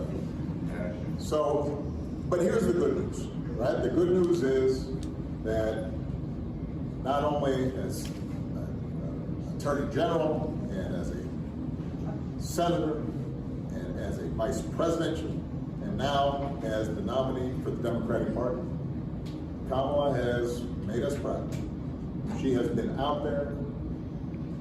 If you doubt that, I hope y'all watched the debate, because that wasn't close. That was like Mike Tyson. It was like, oh man, stop that now. So we know she can do the job. And she's got an outstanding partner in Tim Walz. And so we can take pride and feel good about the nominee. This isn't just a matter of. So okay. Okay, so I want to add two more pieces in it because it was long. He was giving, it should have been a speech, right? Yeah. He also says he said Harris is offering policies to address rising housing costs and protect health care, and her record deserves the support of black men and the entire black community. Mm-hmm.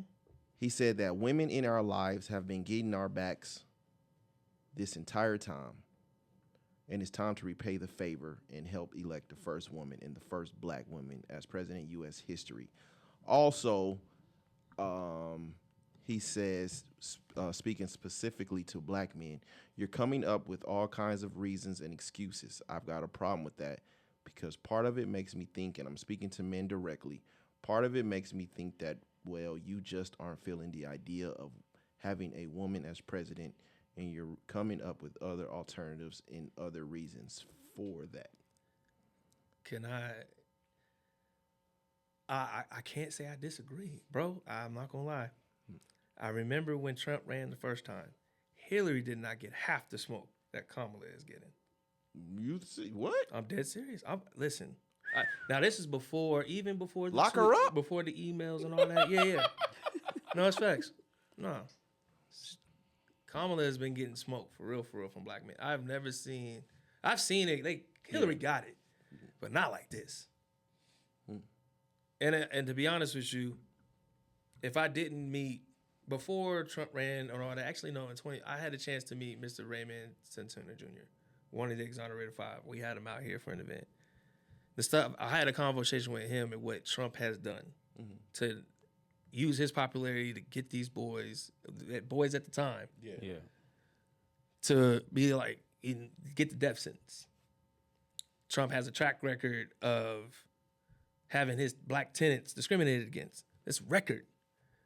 So then we even when it comes to misinformation about VP Harris's time as why am I spacing her name? But her time in San Francisco as the DA. Yeah.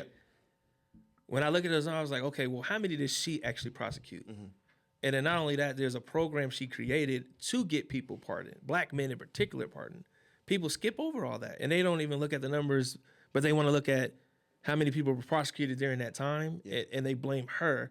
When it's like, as a DA, there's multiple lawyers, right? But we blame her. And it's like, nah, bro, that's not even what happened. Like, I think this it's the problem. It's part of the misinformation to distract and put out there. Now, there's certain things that VP Harris has said that I don't agree with, and I'm not going to talk about it on here. Yeah. Because it's going to, get some. I get you. Yeah, and there's some things I'm like, I don't agree with that. But to be honest with y'all, man, like, she is the best option. I honestly don't get why Brothers is so hyped up, but I've seen it. And maybe because I follow a lot of brothers, I've seen brothers really be like, nah, like vividly no to her. And I'm like, why? And you question her black identity. I'm like, the woman is black, bro. She is. Yeah. But I think the problem is too, we like to think as black, like we're not a monolithic. Like we look at black culture as one thing only. And I think that's the unfortunate part for someone like VP Harris, man, where I think that's why I know X-Rated is basically saying vote for her, because he spoke on, like, if it wasn't for some of the things that she did within her time in Northern California, he wouldn't be home now. He wouldn't be home, yeah. And he spoke for a lot of other people in California and stuff like that. And I think that was one reason why getting felons to vote was major, because even like when you're in the system, like the felons is who really studying the new bills and what's going to happen, because they're trying to get free. Yeah. So they trying to figure out how do we get home, what bills need to get voted for, and some of them are the ones that's calling home, like mom, grandma, unc, I need you to vote this because I want to come home. Yeah. I think that's why that stuff like that became so important. Yeah. I'm still not into the voting thing, but I kind of understand it from that standpoint of helping our community. But like you said, like the Asians got behind and made a bill. It's still to us like, but do our community really give a fuck about us? Like even all the arguments, like I don't think that our community give a fuck about us as a whole. I think that we care about us in sections. I agree. Ivan, how did you feel about it? Just as a black man. About what Obama said, it didn't move. I mean, it felt very Bill Cosby-ish to me. Like you're not talking to us, you're talking at us. That was the overall sentiment I took away from it. So it was just like, I listened to it, but I kind of tuned it out because, for me personally, like when her name first came up as being the VP initially. I took it upon myself to like look at her voting record. So me not liking Kamala Harris has nothing to do with her being. I don't like the fact that she hasn't said I'm black. I'm whatever it is you are. Just be that. Like don't like kind of hide and like people. Don't be the come Tiger Woods. come up with their own narrative of what it is, because you could have been like all this debate could have been over. You could have said, okay, I'm Kabbalah Canadian or I'm Asian or I'm whatever you are. Like stand on it so we can stop talking. Make that not be the focal point because you haven't took a stance. We're still arguing about that stupid shit like that. But me as an individual, I looked at her voting record and I was like, the majority of the shit I see her voting on as a senator, I didn't like it. Yeah. And that's fine. I can respect that. Yeah. You know what I'm saying? I think that's okay. Fluffy as a woman.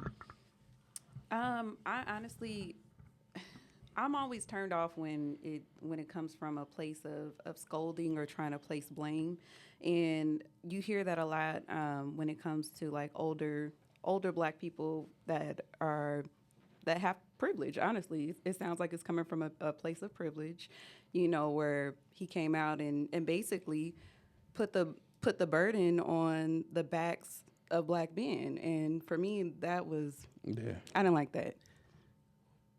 Okay, I can see that, but I will say, because I can agree, I get that. I don't like that being singled out, but I will say I have seen a lot of brothers be like, nah. I mean, I think that's part of why. Yeah. But I also think that it's important to ask, why are they saying that? Because it's not. Well, I don't think it's. I think so too. I don't believe it's solely because she's a black woman. Because in all of our lives, like we've been raised by black women. Black women. I think it's a bad timing, to be honest with you. I think part of it is timing, bro. Because at this point, we're tired of. Is it timing? Because we just did it with Drake. We just had a whole battle on the man not being. We just did it. No, man, that's not it. Come on, dog. That's I being don't Canadian. think though. that- That's the boy is black and Canadian. Okay, that has nothing to do with what I'm talking. What I'm saying is, I think people are Canadian is tired not a of. race. We can't- People do not believe. a lot of it was. We don't want to People- hear you say. No, nigga, that's not it. People Come on, bro. people are tired of Democrats wanting our vote and nothing And coming doing from nothing it. for That's us. what people That's are what it tired is. of. No, So that's why I say it's bad timing. It's a combination of it is, but there's a truth there. There's black men who don't want to rock with her. That's truth. But I don't think that's the sole purpose. I don't think think also, so either. why do you think there's been so many people who've gone nonpartisan or independent? No. When, You know what I'm saying? when I was saying that, I was speaking more so on her like race and identity. Right. Oh, okay. So Like, you're talking we about that level. Yeah, like Okay, we okay. just did it, and to Yeah. like now play the moral game when we just literally did it. Yeah. You know what I'm saying? So then that's the issue. The question for you then. Yeah. Is it a problem? Because I don't think we've addressed this from a colorism standpoint either. Okay. Because VP Harris is light skinned, Drake's light skinned, Cole's light skinned, but we don't give Cole that smoke No, we because he comes from black culture, American black culture. But there's other folks who come from Ghana, Nigeria, Liberia, South Africa, where they look at black Americans like, all right, y'all a little lazy. But they're not enmeshed into American black culture. But then we don't outside them because, well, colorize, you dark. Okay, I'm not even like, okay, we'll make fun of you because you got the language difference or accents. But colorism plays a factor, and we can't act like it doesn't. You know what? That may be true for some, right? That may be true for some, but in my opinion, you're gonna always have a lot of our grandfathers and grandfathers and grandparents are still alive. So you're always gonna have hints of misogyny. You're always gonna have hints of colorism. I'm talking about for us. I'm not gonna say for us. For me, it's not her race, her race, her sex, or any of that. It's you play to who's in the room at the time. Okay. And when we are in So the is that a character issue or is that a race issue? that's a character issue. then. But when the character issue leads into the race issue because what are you and what are you? It seems like what are you depends on what room you're in. That's the issue. You don't see with Obama, and I'm sorry, we gotta stop comparing people to Obama because Obama is a 1 in a million. We will probably never see nothing like that again. The Obama's period, because if this was Michelle we was talking about when he Not only was that a black man, the way he spoke, we probably will never see that again. But, yeah, When she says, now there's one thing to say that I'm a president for all people, right? But Obama stepped up when it was time to speak about race and whatever he was. People didn't like that either, though. Even his comments. People didn't like it, but what Ivan said, he stood in it. Okay. With her, respect it's. I'm gonna say it now because now I'm in the room with you. Well, no, she said 4 years ago on the Breakfast Club. That if you watch that On the full Breakfast interview Club. on the Breakfast Club, she said, "I'm for reparations. I'm for this." She talked about black race people- too. That's what Spence just said because she So I watched that whole interview. I remember that the interview. room she's in is what I'm saying. Stand on your two, regardless of whatever room you in. Is But I what feel I'm like, saying. I get you. And then, But also, I don't have to go in every room and tell you I'm black. Yeah, but don't be black in this room and then go across the hallway and I'm in. now I'm Asian. You know what I'm saying? But Like be who you are and just stay there. But if you biracial, you biracial. Then say But that. be biracial Then in be every bi- then room. be But you can't be biracial. both. But you can't be both Asian and black. Mariah Carey's biracial. Yeah, but she also identifies as black too. She black in this. No, you're a biracial lady, and your hair suggests that, right? And everywhere I've seen Mariah Carey, I look at her as a biracial woman. I look at Halle Berry as a biracial woman. Kamala Harris is a black woman here. I'm a Asian woman there. I'm the first. But she's biracial. So identify as biracial. But does that mean just because I'm biracial, I still can't say that I'm black? No, that actually works. That actually works for you because you have more to speak from and speak to. But one day you were in this room, so now I'm black. Then when I'm in this room, I'm Asian. Then I'm, you know what I mean? The different accents. Again, we are in the age of information. You can see, I think, but and that there turns people off. I get you. I mean, but and then I'm also thinking it from my lens of like, bro, okay, you black, you this too. Okay, I also understand my privilege in, hey, your boy is black. Yes. I know I'm black. I'm also dark skinned, so there's certain things I don't have to say. I look at all those things at the same time. Right. Because if she was a dark skinned woman who said she's from Haiti and she has a hint of Greece, no one would say anything because of colorism. See, but we can't do that I think because that's part of it. I feel like we can't do that because one, a white woman wasn't elected. Period. A white woman wasn't elected, right? And then two, if Michelle, everybody knows if Michelle decided to run, it they is a voting for her. blowout. Such They different running for her. discussion. It is a blowout. Yeah. So, But why? But why? what do you Saying mean? because why? she's dark? No, not just because no, not just that. She's highly educated, all these things. She right? has one of. But there's no question because there's a privilege in knowing she's from Southside Chicago, black, boom. She's not biracial. So there's things for none of us in the room is biracial. No. So there's a privilege. Oh God. There's a regardless of what we say, there's a privilege we have because we're not biracial and we don't have to go through an identity issue of saying, hey, I'm also Asian, or I'm Blasian, or I'm this too. But then go into a room and it's like, oh man, we're looking at Blasian. We don't have to. There's a certain privilege we don't have to experience. Yeah, Well, but I don't want you to pander to your black side when you're in the room for the black people either. And then when you get over here, now I'm Bollywood. But you coming from a place of privilege because you're not biracial. But again, wasn't you speaking on self-identity? Like Yeah, self-identity. So she should self-identify herself in any room. Yeah, that's fine. But who are you to tell her that she can't? Are running to be the president of the United States. Okay, but she is You gotta both. speak up. You tell us what it is. She did. But my I know it's hard to hear, but we're coming from a place where not biracial, where you constantly have to defend your identity. We walk into a room, we don't have to do that. She doesn't either. If she say what it But is. who are you to tell her that? But, though? okay, so She is especially running you know for what I'm saying. coming on the heels of Obama though, because Obama, we know that Obama has a white mom, White mama. Nigerian, but From Hawaii.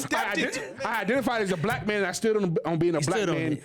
Yeah, for the entire 8 years I was here. Yeah, so just that's true. pick a I side, get just that. stay there. That's all we're asking. I get that, but I think but that's hard. That's a privileged stance to come from, though. Even if he was like, I'm a man of mixed heritage. Okay, cool. That's what you are then. We gonna see you as this. They gonna see you as that. You think there is more privilege in being black than biracial? Depends. It depends. I feel like But for me, it depends on privilege. Like, for example, that's why colorism comes into a factor, all these things. If a Hispanic woman walked into a room full of white folks, she's the minority. Until I walk into the room, then it's different. Yes. How so? You see what I'm saying? How so? How so? It depends. Is she for one, women of color have it rough a lot. You know what I'm saying? But also colorism plays a part in that. And if regardless, say if she's, and I'm just assuming, say if she's a lighter complexion, Okay. but even if she's not white, they're gonna identify that like a sore thumb. But if I walk into the room, it's very obvious. Oh, he's black, no Yes. question. And I think that these are things. That's why it's so complex. But a lot of this is distracting because it's like, whoa, she's done the work too. So I get it though, because as somebody, I'm like, listen, don't Has play. She has. Don't play her. Sean, Don't play her. brother Sean. Don't play her. I'm one into. Yeah. Look, I'm into politics. I watch get it you. all day long. So Trump has done the work? I ain't voting. Okay, you good? What I I'm get you. saying is there is no race, there is no color, there is no identity politics. There is nothing can take away the fact that no one voted for her. She was shooed in because Okay, you talking about because it was and the they president. Okay. kicked, not he removed. They kicked the president out, regardless of what it was. Got you. They kicked him out. I know, or I feel like it took so long for Obama and them to come out because they were pro open primary. But that's I don't know. They were pro open primary. How many times have I said it on here? They got some big dogs. They do. They got some big dogs over there. If the Republicans do not win it this year, they are in trouble. Listen, 2028, 2032, and on, the Republicans are in trouble. They got some big dogs. They could have had an open primary. They could have had an open primary, but they are Biden. Say, hey, this is who she is. Yeah. Now you got to deal with what comes with that. Unfortunately. I think Politics it's ain't tough, about man. change, it's about winning. I don't care what her morals are. And I think that's what all So you said you don't care about her morals? No. She part of a system. That's interesting. She or he is part of a system. America is a business. Oh, yeah, of course. So that's the way I look at it. It's not about change. None of this shit is going. When is it? January 4th? January 6th. January 6th. None of this shit's gonna change. None of it. We still gonna be talking about the same issues. But it could if folks were educated enough and cared enough and was like, okay, this is how we're gonna move. Imagine if black folks really understood how to open up a trust fund or open up a business, and they use the vacation as, oh, this is a corporate conference and we're tax writing it off, opposed to just going on a vacation that you blew thousands on. See, but again, That's a mindset. but again, Brother Tory, this is where Ivan and Skinny comes in. Who is the one? No, who are the ones? Who are the ones to tell us about these things? Don't come around and chastise us. Of course. You don't talk to us none. You don't talk to us at all. Don't come around. Yeah, I Be get you. like, you don't know this. Don't come around. Don't come around every 2 and 4 years Yeah, to I got you on chastise that. us when you don't When you talk to us on a regular. the issues. Yeah. You I talk get you. to they I not agree with throwing. that. They not throwing conferences. They not throwing. You know what I mean? These things right here. They come every 2 to 4 years. Well, it's not, and but you it's not. chastise us when we don't. But it's we not feel like just. we It's showing not up. them who have to. There's people, but like I think that it just depends on if you're in the know. Like there's people who do it, and the reason why I know is because I'm out here and I go to these meetings that no one goes to. So okay, You know what I'm saying? So going forward, do we put the responsibility on your shoulders because you're? I think that's a scapegoat too. To me- Why does it have to be? But one to me, person? it sounds like you're the conduit, have- though. we You sound like you sound like you're in the perfect position to be okay. can Well, connect you. I'm in the room with these people who know these things, Yeah. and I interact with these people who don't know them on a regular basis. So Yeah. at some point, somebody has to be the conduit between the two. I could be. It sound like it's supposed to I be say the you. connector. Listen, I'll be the connector because I do that all day long. Okay. Like, and for example, when it comes to politics, there's one woman in particular that I hold highly. She's responsible for the men's room, Miss Patrina McKinney. Shout out to Patrina McKinney. You want to know about politics, especially not just in Nevada particularly? Go to her. You want to talk about a black woman who has a reason why Congressman Horsford has succeeded? That's Miss Asha Jones. Like, listen, these are folks who are here who've been doing the work. But You know what I'm saying? All I'm asking is y'all got to come to us. And So then, okay, the when- days of us coming to you and we being excited about politics and we Forget voting for you and forget going to politics. you. Let's talk about just getting educated on what's going on. Okay, what does coming to you look like? Say if we go here to the historic You west come side into or the where? spaces of regular people. Okay, cool. I You got come you. into the spaces of regular people and you talk to us like we regular people. Don't talk to us like we running. Okay, It's not I get hard to you. look at us like true. humans. And from a political perspective, right.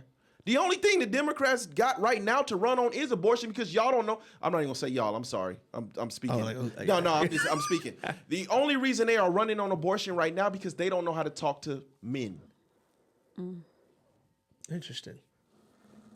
They don't know how to talk to us. And now that whatever they seeing, whatever polling they seeing, now you have. I already felt like Obama's the top of the top. And I already felt like if he's out campaigning for the rest of the campaign trail, something's wrong. It looks great for optics, but that means something is wrong. No, I got you. I see what you're saying. But it's time that you guys start talking to us. Yes, the abortion is gonna get you. They're gonna get all the women, Mm-hmm. but don't outcast us until it's time for us to vote. Even though the numbers say we are second in voting, only behind black women when it comes to the Democratic Party. So we still vote a lot. We still vote a lot. So to throw it on our back, I don't ever hear them talking about Latinos don't vote. Shit, evangelical Christians don't vote like that.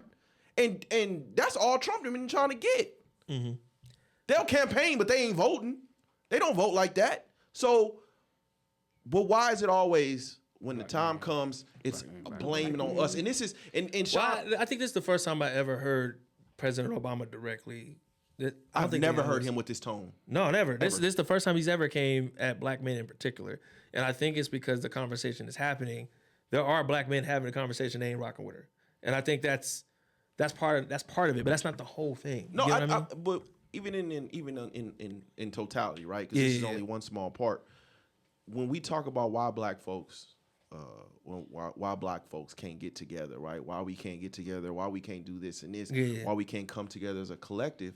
But we also gotta understand our structure is broken every 2 years because of politics. We can't get into relationships. We can't get into money. We can't get into anything because every 2 to 4 years, the structure of the black community is completely broken because we so emotionally involved into politics. I was actually going to say this earlier. Regardless of how we don't like things going on right now, we're all still benefit from a system that we don't like. Yeah, absolutely.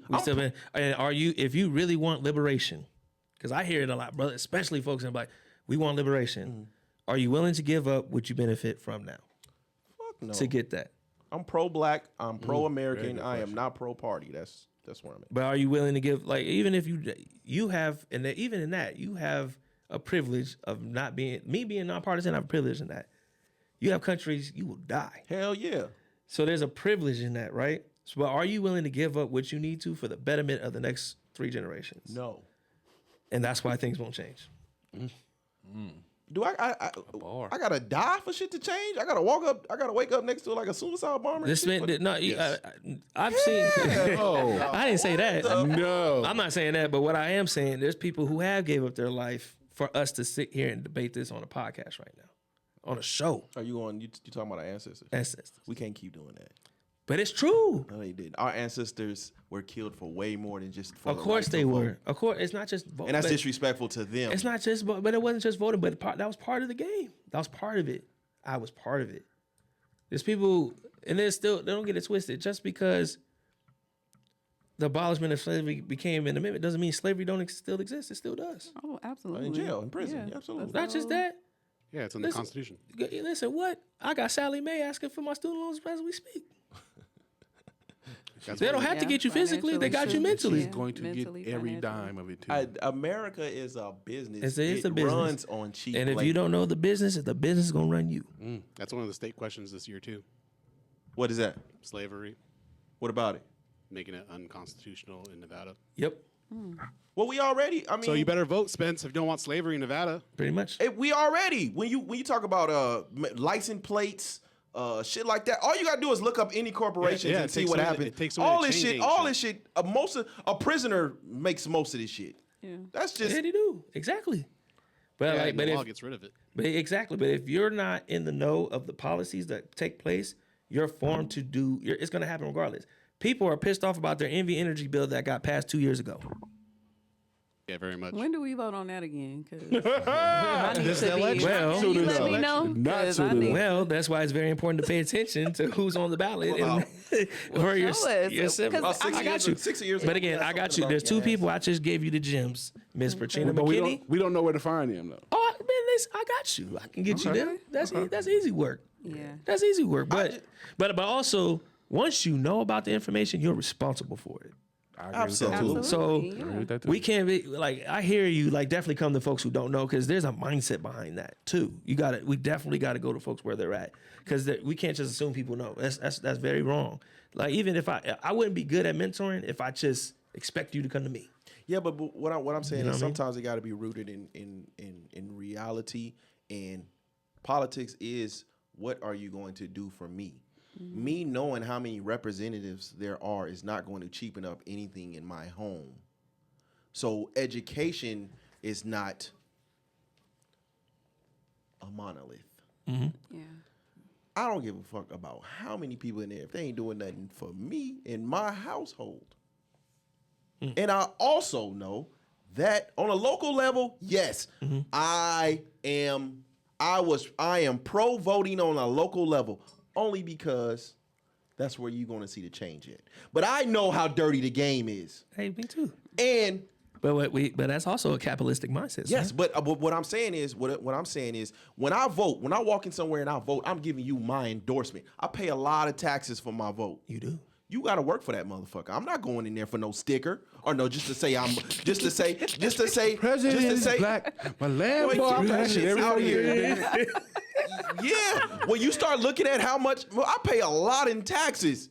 So when I vote, I'm giving you my full-fledged endorsement as a citizen. Yeah. I'm not going in there for no fucking sticker or just to say, hey, I voted. I think I made change. No, Yeah. I know all you motherfuckers is part of a system. Yeah, that's facts. Yeah. And this system is a well-oiled machine.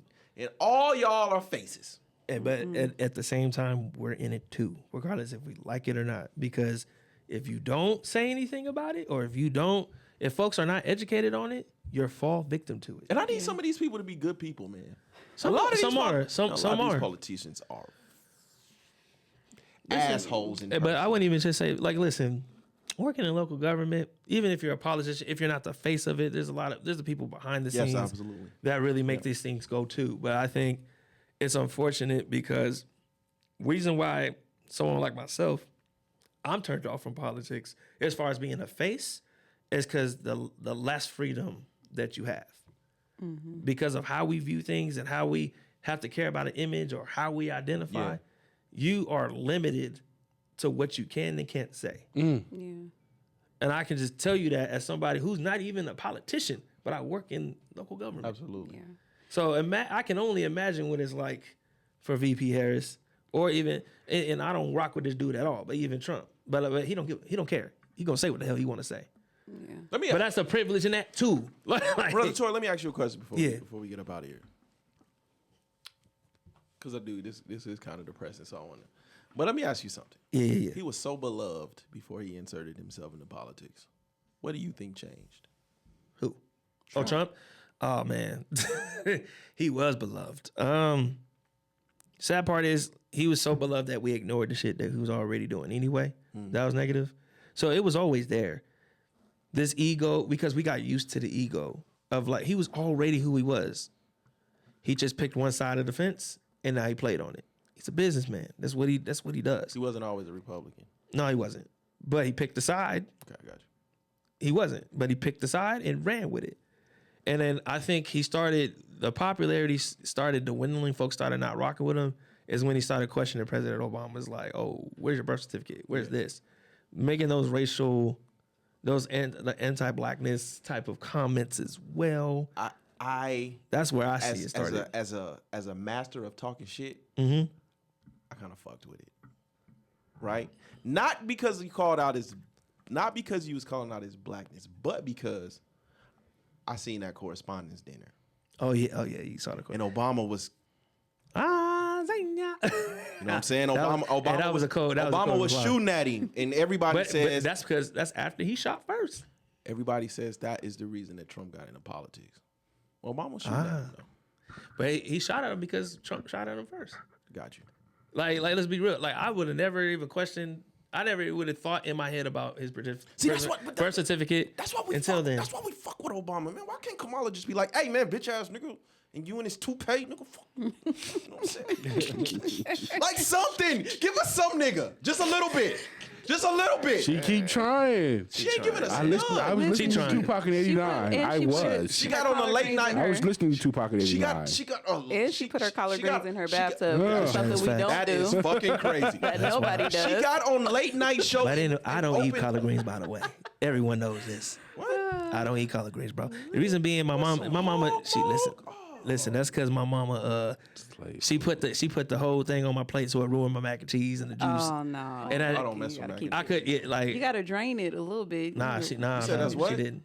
Slave food. Hey man, some great shit came out of slavery. I don't know what you talk about. We good. Hey, I ain't messing with collard greens personally. Collard greens, chitlins. Oh hell no! You hog eat chitlins? mog. Hey, what? Oh, you just listen, brother. Check your Hog you mog. taking tests? There's some great things came out of See, slavery. Mike, that's why he don't mind slavery coming back, cause that's that's his alley. No, Nigga, what time did it start? no, There was some great things that came out of slavery, bro. I ain't gonna lie. Nothing good came out of slavery. man, that's fine. Absolutely That's wild. nothing. That's I do be wild. wondering, like, Right. No, I'm gonna say. Yeah, I don't want to get brother in trouble, Yeah, but you ever, no, you ever like, You know, like, You heard. like a slave got out the cattle. I was like, man, there's some hoes over here. Oh my God. That's terrible. I'm sorry. Okay. That And is John terrible. Adams.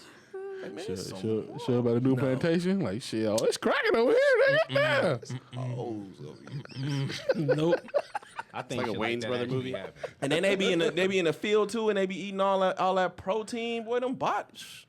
Jesus. Enough. A woman's bot. Yeah, that watermelon. Ooh. Ooh, that thing is moisturized. Y'all or something else. And Just for the folks at home, I am not condoning any part of this conversation. you don't think a slave got off a cattle Nope. and got sold and got on the plantation was like, there's hoes over here, bro.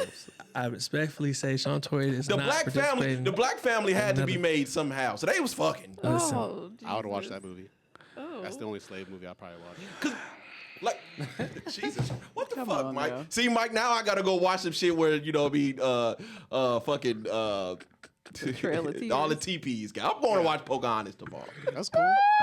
Colors of the Wind. You gonna sing a song too?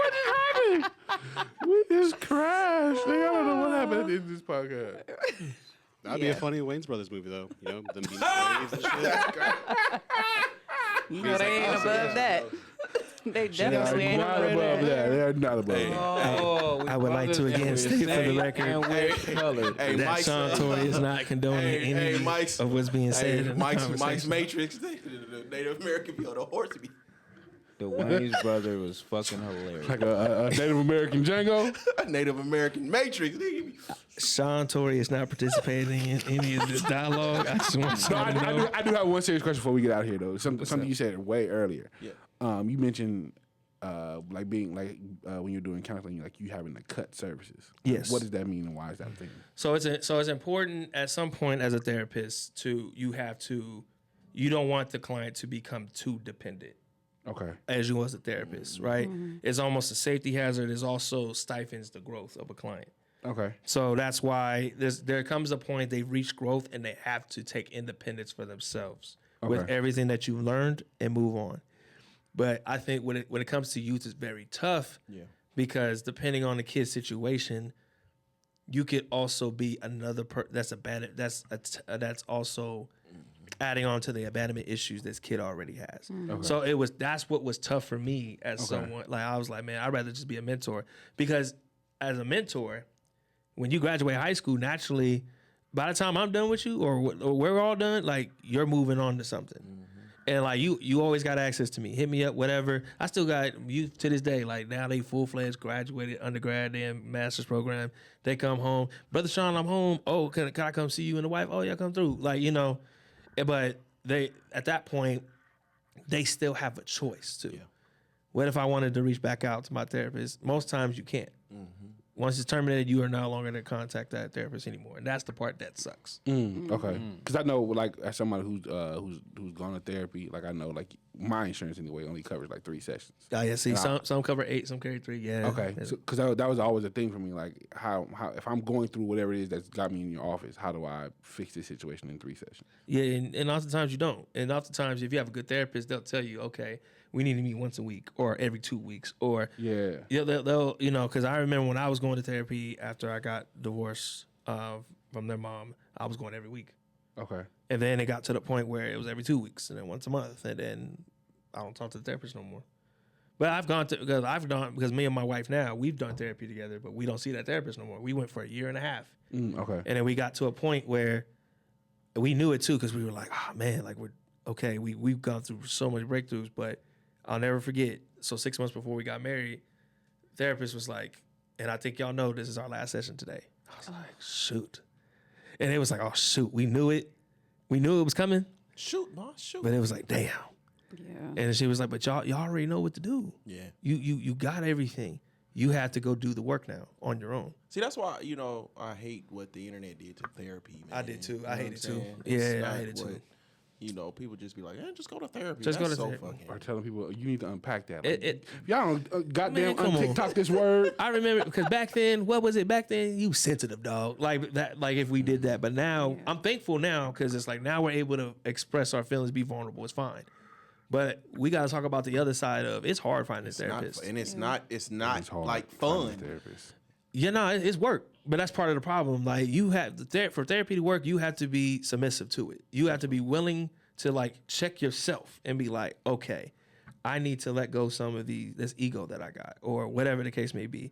Some folks are not willing to let go of what they become comfortable with, even if it's toxic. There's certain things they come comfortable to. It's hard to break that cycle for some people. That's chaos to me. It is chaos, and some people are comfortable in chaos. I'm very comfortable. I like. Oh yeah, nah. I like organized chaos. Okay. Sitting in silence. That's the wife scratch her head. No playing. No, she knows. It's just like I've been through a lot. My family has been through a lot, and I like to keep myself busy from thinking. Right, sitting in silence It's rough for you. very, very rough. I bet. So when shit is chaotic, you're like, Sometimes you going one day it's Organized gonna chaos. catch up with you though. one day. probably. I think that goes to when we talk about not taking our health serious. You black should. black men and our health, we think it's just a weight issue, but Nah, it's more. here too, you know what I mean? We don't Mm-hmm. we hold a lot in, we take a lot in, we got the ability to pack on and pack on and pack on, and that's not a healthy thing either, man. So why I'm very, very, very, very pro therapy. I think what the internet has done to it makes it seem like it's just something that you go to and then all of a sudden you're healed, Everything's or over. it's Yeah, fun. it's not like- and No, it's the work not- the work keeps going. I think that's something people need to understand. Like there's things that happen to me and it'll I've gotten better at as far as like, okay, let me take myself out of it from this lens and think of it. Okay, like you get bet like nothing is 100%. That's why people got to get out this mindset of absolutes. absolutely. You know what I'm saying? Because there's gonna be moments where damn that I remember this hurt me, but I'm better at it now. It doesn't impact me as much. Or this person really really hurt me, and when they come into a room, I'm affected. You still got healing to do. Yeah. Even if there's certain things that's not in your control. And that's part of the problem too. People don't certain things that they can't control, they want to have control of, and they can't let go. You get comfortable in that mindset, and you don't want to get stuck in this ruminating thought process. Absolutely. So, yeah, man, therapy's done a lot for me. And honestly, I thought I was going to become a therapist to help people, and I actually ended up messing around and helping myself and figuring out like, oh man, I had a lot of work on. Yeah. You know what I'm saying? So, yeah, man. All right, man. Hey, this was good, man. This was lit. We could have kept going too, but because we ain't get this. I got to get home to the Yeah, wife, and I got to feed this one. We She didn't had get the best into one, too. anything. We didn't get into nothing. But shout out, man. Hey, it happens sometimes. I had already told him. I said, hey, man, just don't come in and like a interview. Just we kind of go. Yeah, that's crazy. That's good though. That's dope. Yeah. That means we left a lot on the table. That means we can continue this conversation at Absolutely. some point. Yep. Oh, sure. I would love to come back. We got to get him a bigger men's room shirt. It's men's room on that mug. Hey, leave my bro alone, man. I don't say the men's. What's Kitty say? Shine. Motherfucker feeling like rubber, boy.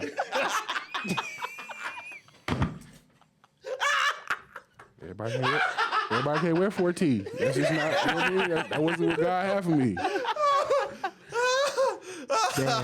Hey, Skinny, where do people find you, man? Skinny Junior 777 on Instagram, man. Men's. Young Al Bundy on Go Instagram. to church now. It should be like the men's. _Al_Bundy. You stupid. Shayna _Candy. That's SHAYNA _KANDII. Man, brother Sean, give him the full rundown. I appreciate you too. Man, I appreciate you. man.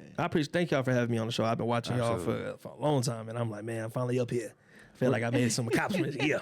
Where can people find you at? Give them all your My bad. socials. The THEE, the story of Sean Tory. If y'all, you know what I'm saying, catch the double like tongue that. try. I You like know what I'm saying? Yeah. Oh, hey, give him the pod information. Oh yeah, the pod. So that's through CSN because I work there part time. Oh, that's what I forgot to mention. I work there part time at CSN. I used to work there full time, but I work there part time as the senior business analyst. That's the Bib podcast. So the Bib Podcast Network. You can find us on IG.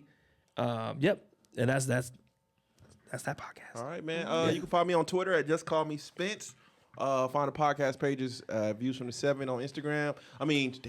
Views from the 7 on Twitter, Views from the _7 on Instagram and TikTok, and Views from the 7 on Facebook.